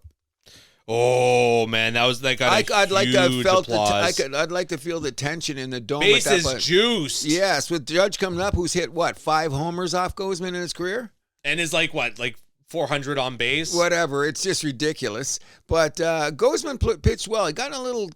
He's still stoner Gozman at times. You know what I mean? I was a little bit worried because I looked at his previous playoff starts with the Jays and we're like, oh no, that's our game. I looked at that too. But he was lights out yesterday. Oh yeah, no, solid in that. And you know what it is? It's you're talking about the umpire when that sliders of his breaks. The splitter, yeah. When it goes down in the corners, you got to call that. Sometimes it's a little low, but I thought he got a 50-50 on it yesterday, which is good enough for me instead of 70-30 against. You know what I mean?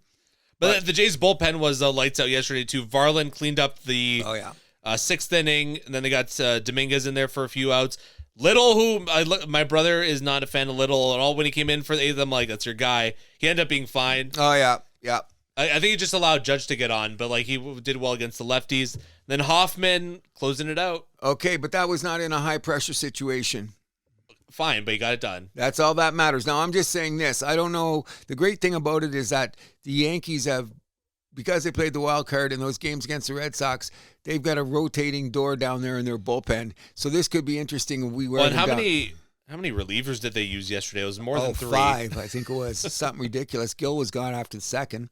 1, 2, 3. Yeah, they used 5 relievers. 5 relievers yesterday, and that's okay. But they get. I felt a little bit bad for Blackburn in the 8th inning because he just kept getting hit, and then Boone's just like, "I'm leaving you out." Oh yeah, you're here. You're on your own now. Because that's the thing you got to take the chance with. Because what are you going to do? Blow your bullpen? You got to think about tomorrow. Yeah. So you're was down. Whatever. It was 6-1 at that point. Oh, and he came out. It was game over. As soon as he came on the mound, I said, "Okay, let's crack a beer. This is over. You're done. You're a bum." Yeah, 4 earned runs in 5 batters. 4 and a third. Oh, sorry, 1 and a third inning. Actually, the funniest was I think it was his ERA. It showed like at one point it was like his ERA for the season was like 36. And my brother's like, I'm taking a picture of this. Oh yeah, no. It's pretty rough. My take on the matter though is it went down to 27. I'm saying this is now that I'm looking at all these teams. Then Weaver's his ERA is infinite. No kidding. Yeah. And not only that, who's the closer on the Yankees? Wasn't that closer by committee? Yeah. Closer by committee. I love that. At least we know where we're going. Because look at this. Who didn't we use yesterday? We didn't use Rodriguez. No. We didn't use two guys that I thought could have come out, and they didn't. So that's good. We can use them today, and we got Monday off. Yes, having Rodriguez available is going to be huge. Today. Yeah, in a high leverage situation. You know what I mean? Because we got the kid going, so we're not sure what's going to be happening there. But I think he'll be fine. Yeah, especially against Max Fried, where like I'm anticipating him to be like classic Max Fried, one of the best lefties in the game. Okay, so the Yankees haven't seen a Savage yet, have they? No. I guess not. So let's go see what happens on there. I think if the kid pitches 5, maybe 6, we're winning. Because you know what it is, and they're talking about this on the teams here, and this is really, really important if you're going to look at it from baseball. Toronto is a team that can beat you anyway.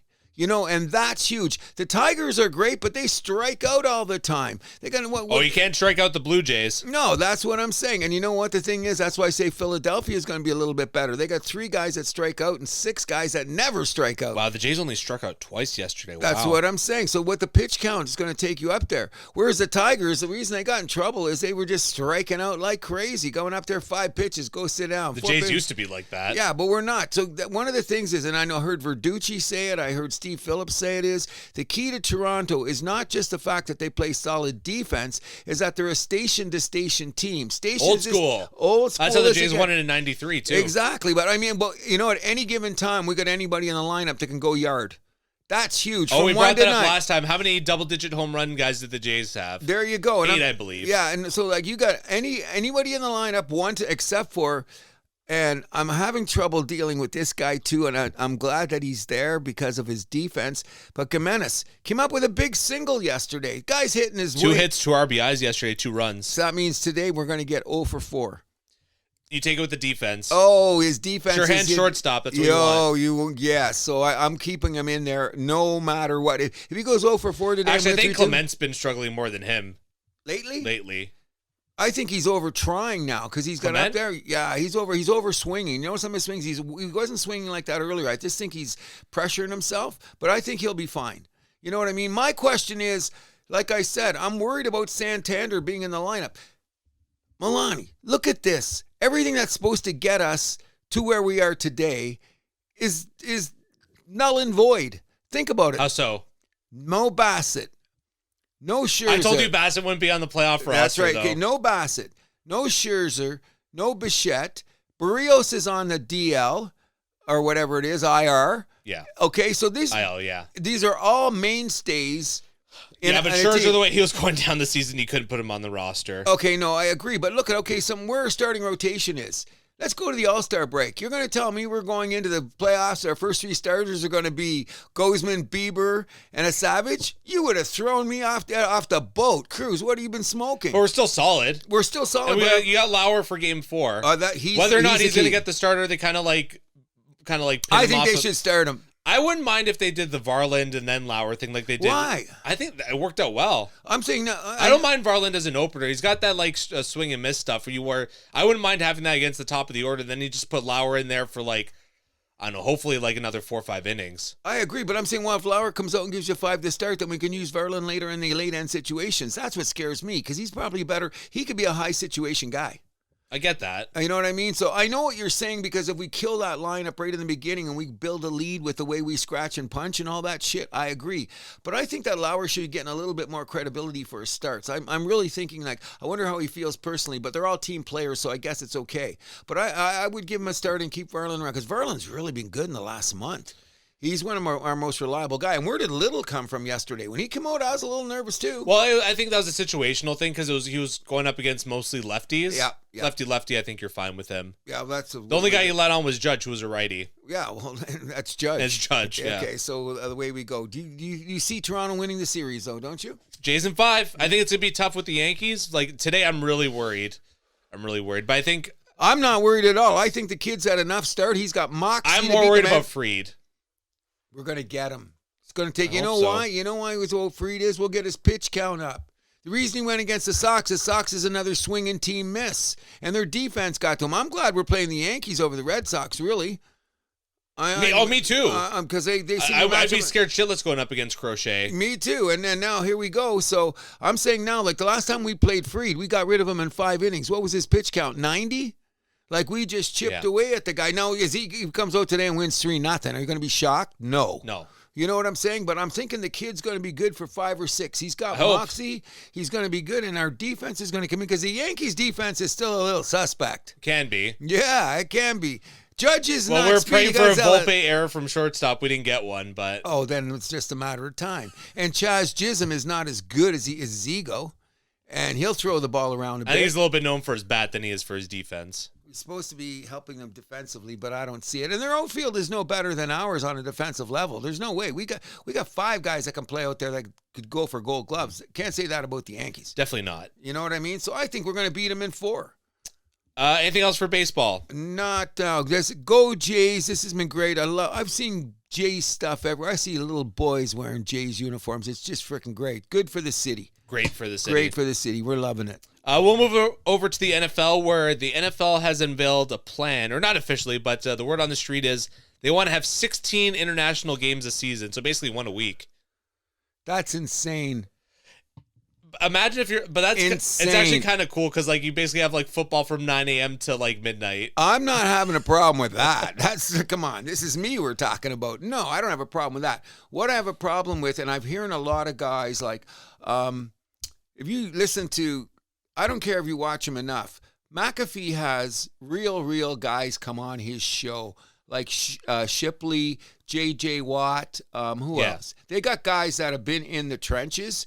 And they talk about the nuances of a football player and their bodies, their body clocks. Like last week, my biggest mistake was taking frickin' San Diego to come across coast and play the Giants with a rookie quarterback. I thought they were good enough to win. Do you know what San Diego's record is in those situations? The LA Chargers, not San Diego. Okay, but whatever the case may be, you know what I'm saying? Like you look at those records, I should have been so stupid. Like 2 games I picked last week, I was a dumbass. I didn't take Atlanta, and I didn't take the Giants. Everything said both those games they should have been winners, but I was too stubborn to say, no, man, San Diego's my team this year. They're going to be, You were right about the Jaguars one, though, which I posted on a clip online yesterday. I don't know if you saw that. I loved it, and I was still an idiot. I didn't take them. No, you did. Yeah, did I? Did I? Yeah. Okay. Because I was like, you taking San Francisco then? And you're like, no. And then I freaking took them. No, you did it. Not on our show. Okay. So last week, a bunch of pretty interesting games. Patriots getting a big win against Carolina. I'm actually very excited for tonight's game against Buffalo. Ass whipping. I'm sorry to say, bro. Sunday night, prime time, under the lights. I think New England covers tonight. What? New England's going to cover. They might cover, be a backdoor cover with everybody freaking cheering in Buffalo talking about the new stadium, which is they do every game because it's I think New England's going to win tonight. Are you out of your mind? Nope. Not a chance. Not in Buffalo. There's a division team. They got Vrabel. Vrabel's great against the freaking Bills. This is his first time against the Bills. He'll be 0-1. The thing about Buffalo is that as good as they are as at 4-0, their defense has got to pick it up. Their back end is horrible.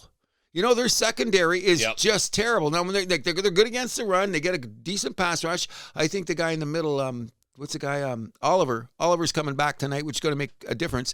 I just think that Josh Allen and the Buffalo offense and that O-line is just going to be. They're going to come out scoring. Now, don't get me wrong. Your quarterback is looking way better than expected. He's going to be solid for 10 years for you guys. You should be lucky with that. But who's he throwing to? Well, he's got Stephon Diggs. And Henry Hunter. We got 2 tight ends that we can throw to. Yeah, and I think Hunter could be there. I'm just saying this is that New England's going to have Hunter and what's his name, Austin. Yeah, they're going to have to establish a run really early. If New England doesn't establish the run, they're in trouble. And, oh, by the way, New England's great at stopping the run. They're one of the top 5 teams at stopping the run. Their back end is okay. So what's Josh Allen going to do? RPO all night. You know what I mean? And here we go. And like, who's Buffalo's big receiver? It don't matter. I think Shakir is their guy. Oh, yeah, and I missed him. I had him last year, and I didn't get him on the draft this year. I have him in both my leagues. Yeah, he's a great, great guy. He could be all pro this year. But you know what? You look at Josh Coleman Allen. can chip in too when needed. He hasn't been great this year, though. But he'll get his chances. The thing about him is that Josh Allen throws to everybody. That's the thing about him. That, he spreads it all over the field. Is it Kincaid that's the tight end? Yeah. Out of nowhere, this guy gets 2 or 3 big third down plays. Then the next game, he won't get any. Well, because it's not situation. Exactly. Josh Allen's looking like that. If Buffalo tightens up their secondary, they're serious. Well, they are now because they're 4-0. But really, look, who did they play? Remember that, too. Well, okay? they barely got past the Saints last week. That wasn't the blowout like we thought it would be. Well, because you know what? That was in New Orleans. No, it was in Buffalo. No, New Orleans. And then they're winning today. Their last 0-4 team, or no, Tennessee will stay 0-4, but not the Saints. I think the Saints are winning today too against the Giants. I think it is. But if you look at last week, and we're gonna cut to the chase on this, okay? Don't call the Rams a fraud. Ooh. Why do you think that? Why? They're not winning that division, bro. You think San Francisco's going to win it? I picked them at the beginning. I'm going to tell you. I'm going to tell you that. I think Seattle's more of a chance to win that division. Oh yeah, than the Rams. Seattle. You know what? Because who's Seattle played? Nobody. They went to Arizona and beat them. That's their big win. Their big win is in Arizona, who I thought should have won that game, by the way. You know what I mean? They beat Pittsburgh in Pittsburgh as well. And how are the Steelers right now? They're looking pretty good. They're 3-1. Yeah. Who did Pittsburgh beat? Let's cut to just saying. Now it looks like they're a slam dunk to win the North. Who's that? Pittsburgh. Should be. And that's unbelievable because at the beginning of the year, Detroit had to play the cross division, and the cross division was AFC North, so all of a sudden Detroit had the toughest schedule on the league. Now does their schedule look so tough? No. You know what I'm saying? Like they're going to steamroll. Well, I was never high on Cincinnati to start the season, but Baltimore, that's the... I know No you were. D. I was calling you nuts. What? For Cincinnati. What's that? I was calling you nuts for being high on Cincinnati this year. Joe Burrow's gone, so that just kills everything right there. Well, you're just with Cincinnati. Like either way, you're waiting for something to drop. It happened to be the quarterback this year. There you go. go. That team's got no defense. Okay, number one. Okay, and who do they play today? Who do they play today? Dun dun dun dun. Is it Detroit? We should roll up 40 in there. What about Baltimore KC last week? I told you KC was going to win this. I took the fact that Baltimore was the favorite made zero sense. At Arrowhead, I took Baltimore. Yeah, you did. I know. I took the Chiefs. You took Baltimore. Then in my pool, I took the Chiefs. On our show, you took Baltimore. Then I was an idiot. When I took my pick 'em pool, I took the Chiefs. Smart. You know, maybe I had different. I got it right here.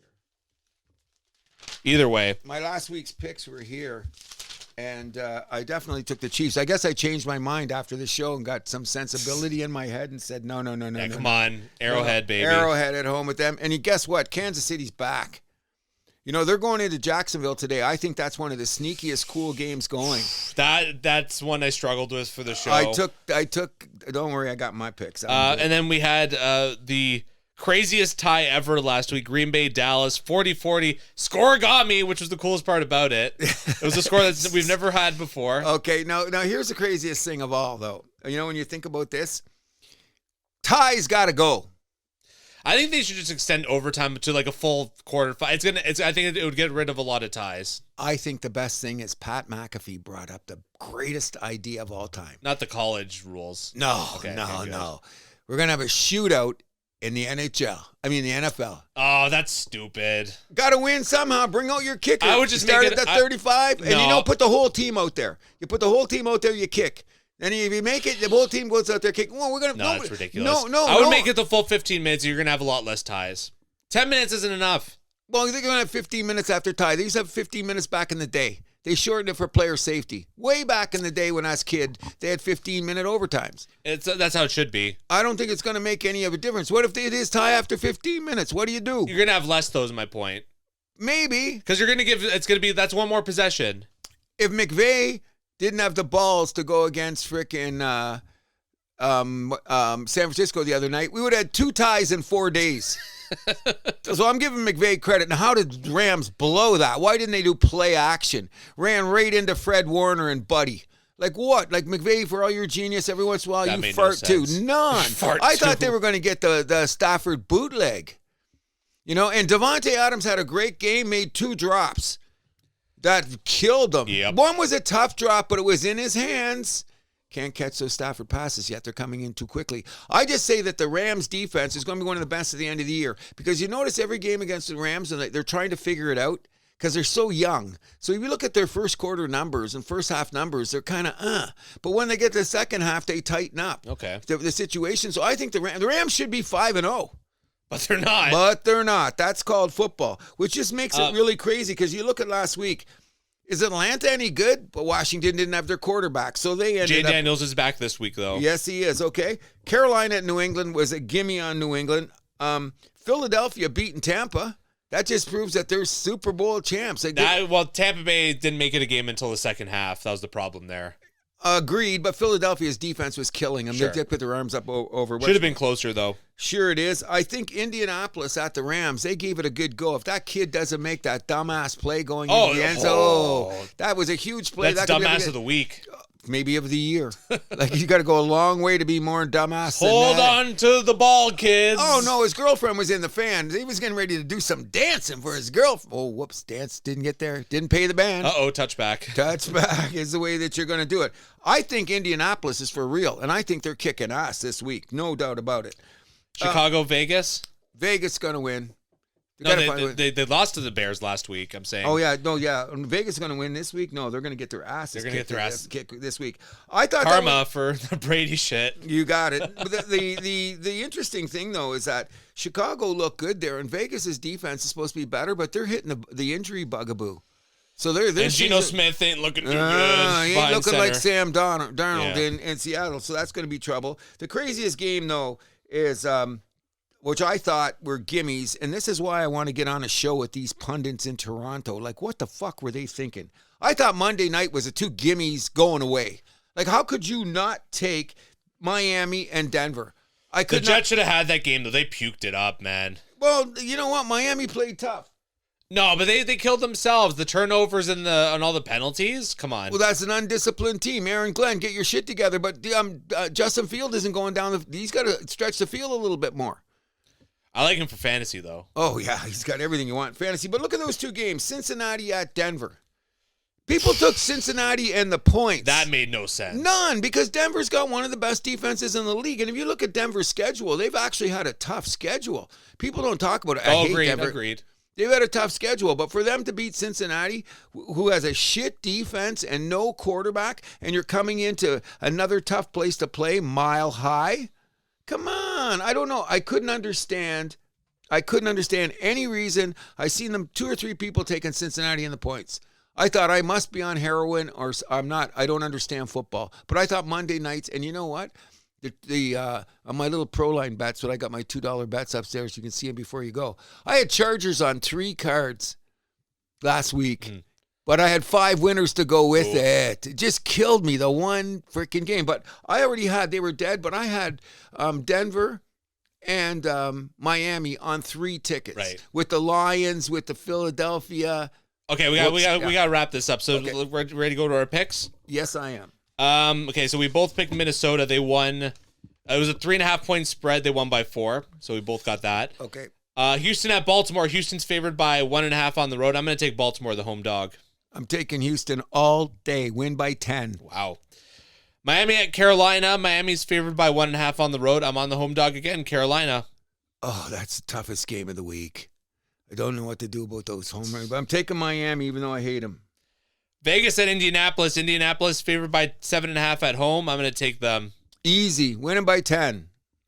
Giants at the Saints. Saints favored by 1.5 at home. Give me the home team. Yes. Saints. Yes. I think they win. Yes. Dallas at the Jets. Dallas favored by 1.5 on the road. I'm on Dallas.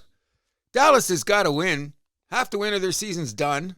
You know, they got to win, so I'm taking the Cowboys. Jets haven't got their shit together, so. No. Denver at Philly. Philly's favored by 4.5 at home. I'm on the Eagles. All day.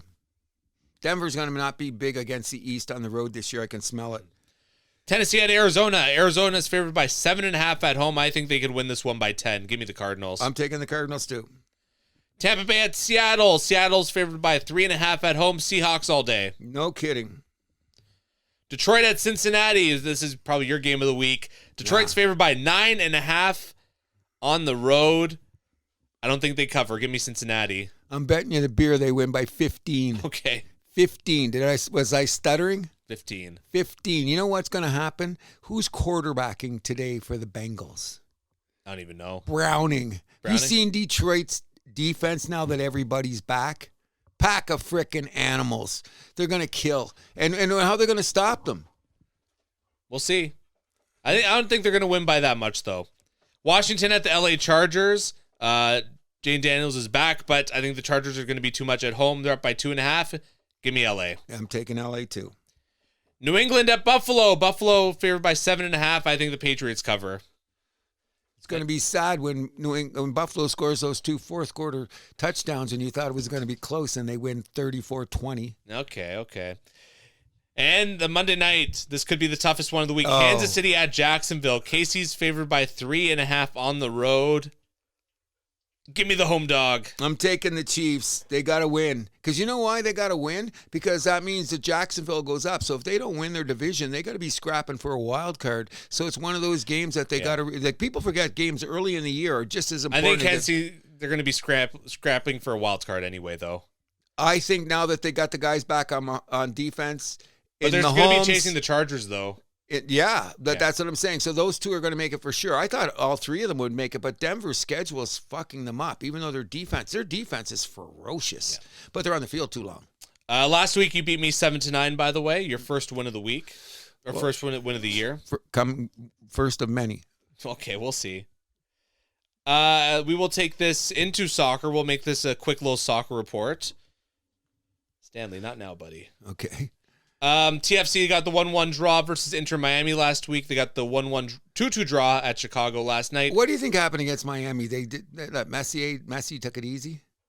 Who cares? No kidding. Who cares? He hates playing on the turf, eh? He hates playing BMO Field. Everyone does. Yeah. Soccer players can't stand it. Yep. I hate playing soccer on turf too, so I'm with him. Yep. At LAFC and versus Orlando to close out the season. So just 2 more games of pain left, TFC fans. Thank you.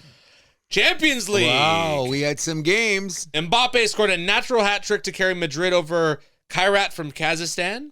They won that one 5-0. Did you see 2 of the goals he scored? Spectacular. One of the best on the planet. Oh, no doubt about it. He's got that shot, eh? Wow. Atletico Madrid bested Frankfurt 5-1. I expected that. Chelsea beat Benfica 1-0 thanks to an own goal. Mm-hmm. Lautaro Martinez scored twice in a 3-0 Inter win over Slavia Prague. Liverpool upset 1-0 at Galatasaray on a 16-minute penalty. Yes. Kane with the brace for Bayern's 5-1 victory at Paphos, who's from Cyprus. Where are they ranked Vegas-wise in winning it all? Probably near the bottom. Who, Bear? I'm talking Bear. Bayern? Yeah. Probably like top 5. Oh, yeah, gotta be. Arsenal with the 2-0 win at Olympiacos. Holland scored twice, but Man City can only muster up a 2-2 draw at Monaco. Dortmund with a decisive 4-1 win versus Athletic Bilbao. PSG wins 2-1 at Barcelona on a 90th minute goal from Goncalo Ramos. That might have been the best game of the day. That was the game of the week. Game of the week, yeah. What a game. And Juventus gets a 2-2 draw at Villarreal. Juventus of Turin. They're going to make people think who they are really quickly. Arsenal's not going away, bro. No. They're not going away. They're not going to win, though. We'll see. They're not going away.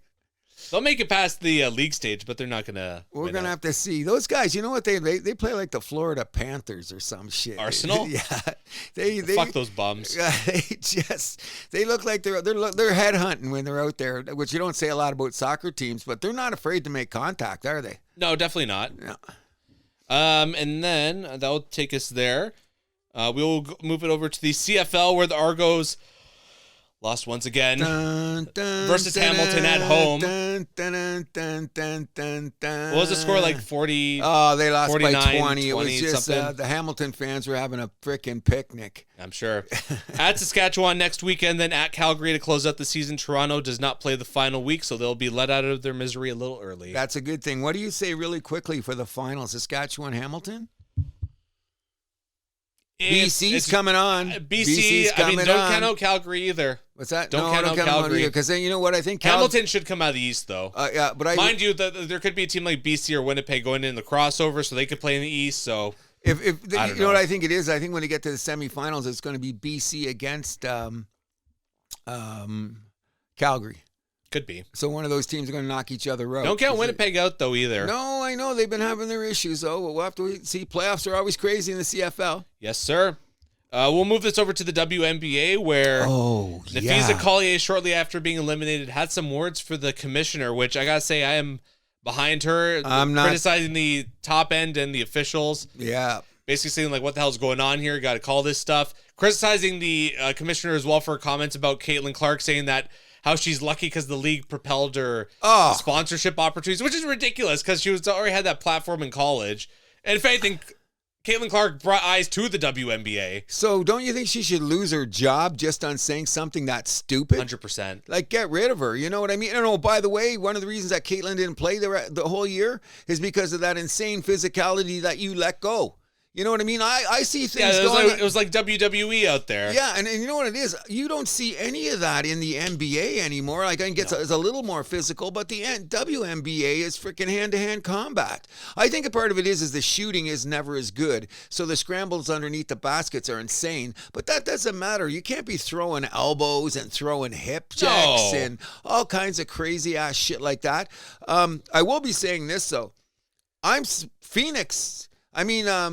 Las Vegas won last night. It was a good game. Or Friday. 89-86. So to get there, Vegas did come through against Indiana. That one went to Game 5. I can't believe you gave that. Indiana no shot Game 4. They won that game. And I couldn't believe it. That's what I'm saying. And they were without Sophia Cunningham and Caitlin Clark. Well, they've been without them the whole year, basically, or like the last half of the year. Season. Yeah. So that tells you what kind of team Indiana is going to be next year.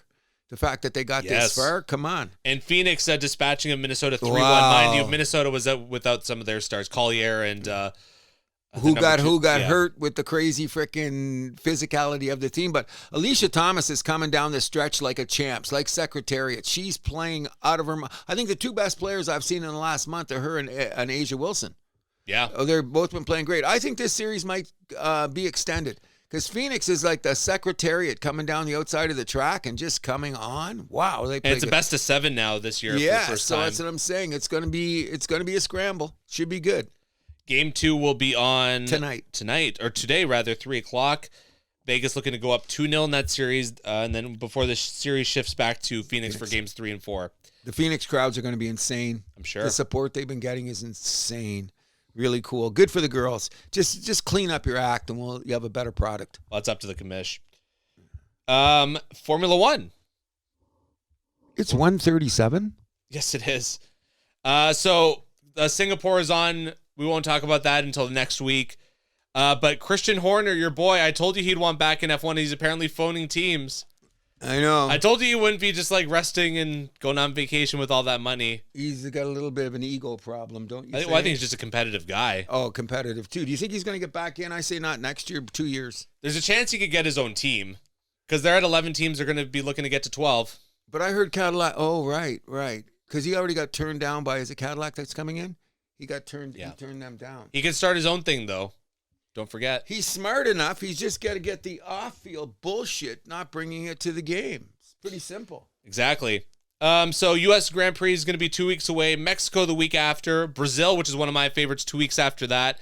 And then Vegas, November 22nd. Qatar, November 30. And then Abu Dhabi to close it out, December 7. Wow. Just 6 races after today in Singapore. By the way, we can talk about the pole positions today because I was surprised Mr. Russell pulled it off. I mean, Mercedes has had a good car some weeks. Just like they don't have the consistency like a McLaren. Although they're what's going on there? What's going on with your Ferrari guys? Hopeless. Really? They're not going to do anything down the stretch. I think they're just weighing it up for next year with the regulation changes. Really? Yeah. Okay. They're not going to win a race this season. No? No. Wow. No. That's a huge statement. Anything else for Formula One before I get to press talking about Ferrari? Okay.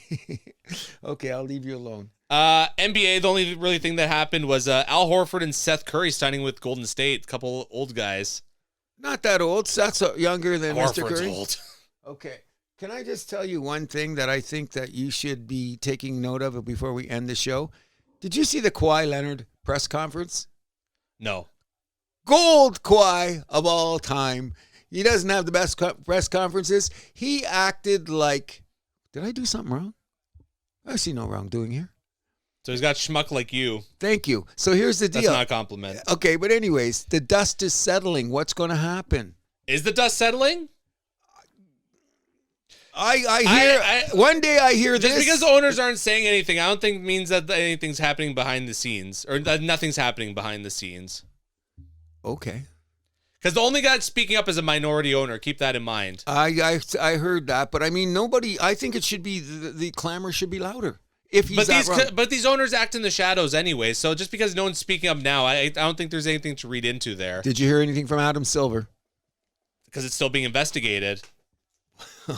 That's law. We talked about this. That's Law 101. Okay. Law 101. I got you. I'm just saying that I think I'm not going to go into it. We'll just have to wait to see what happens. Let the cards play where they're going to be.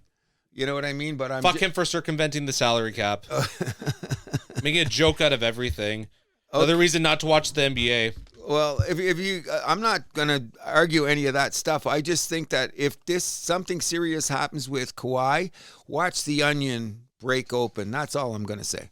Anything else for basketball? No. All right, we actually have a trivia question this week. Way to go.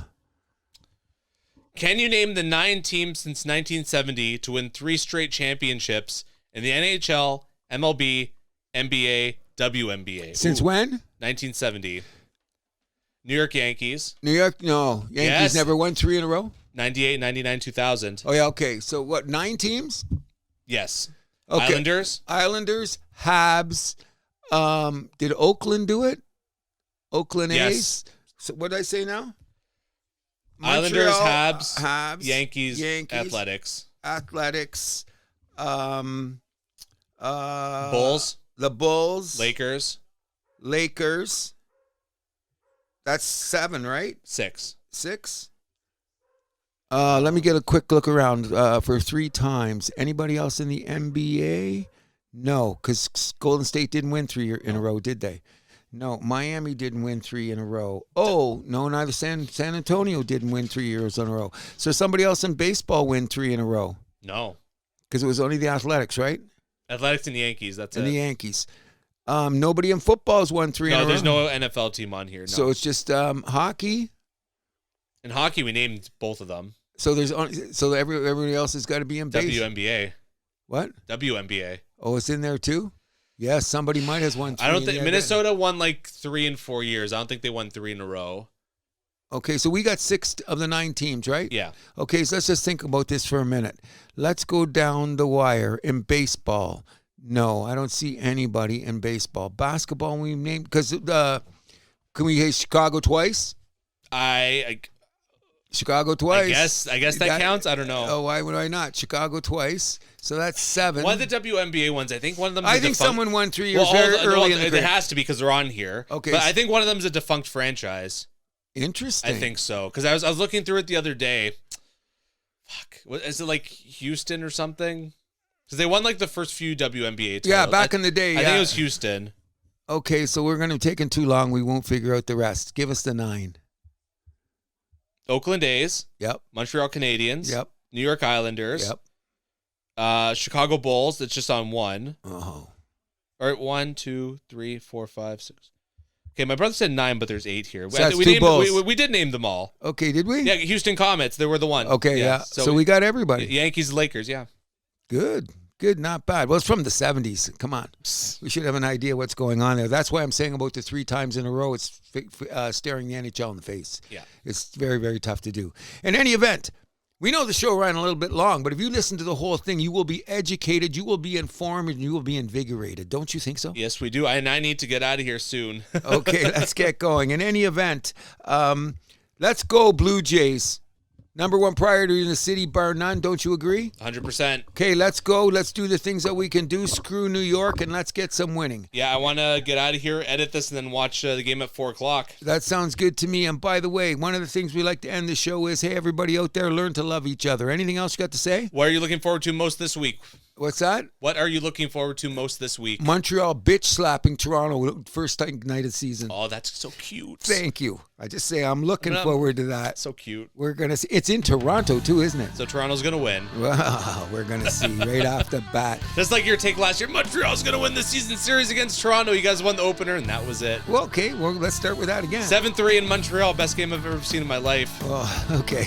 That was kind of a drag, but hey, in any event, I'm looking forward to that, and of course, we're looking forward to every Blue Jay game. Of course. That's first on the Let's list. get done. Fuck Max Fried. Yes, that's it. Exactly an A. Macho Man, a savage, is going to do a good game today. Oh my God. He's going to do a good game. I'm Andrew Milani. Hi, my name is Cruz. And what do? We keep the vibe alive. Do you have a question? We'll answer it on the air. Send it to thehousethathappens@gmail.com.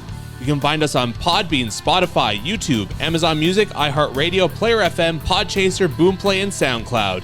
You can follow us on Facebook, Instagram, and TikTok at The House That Happens, and on X at House Happens.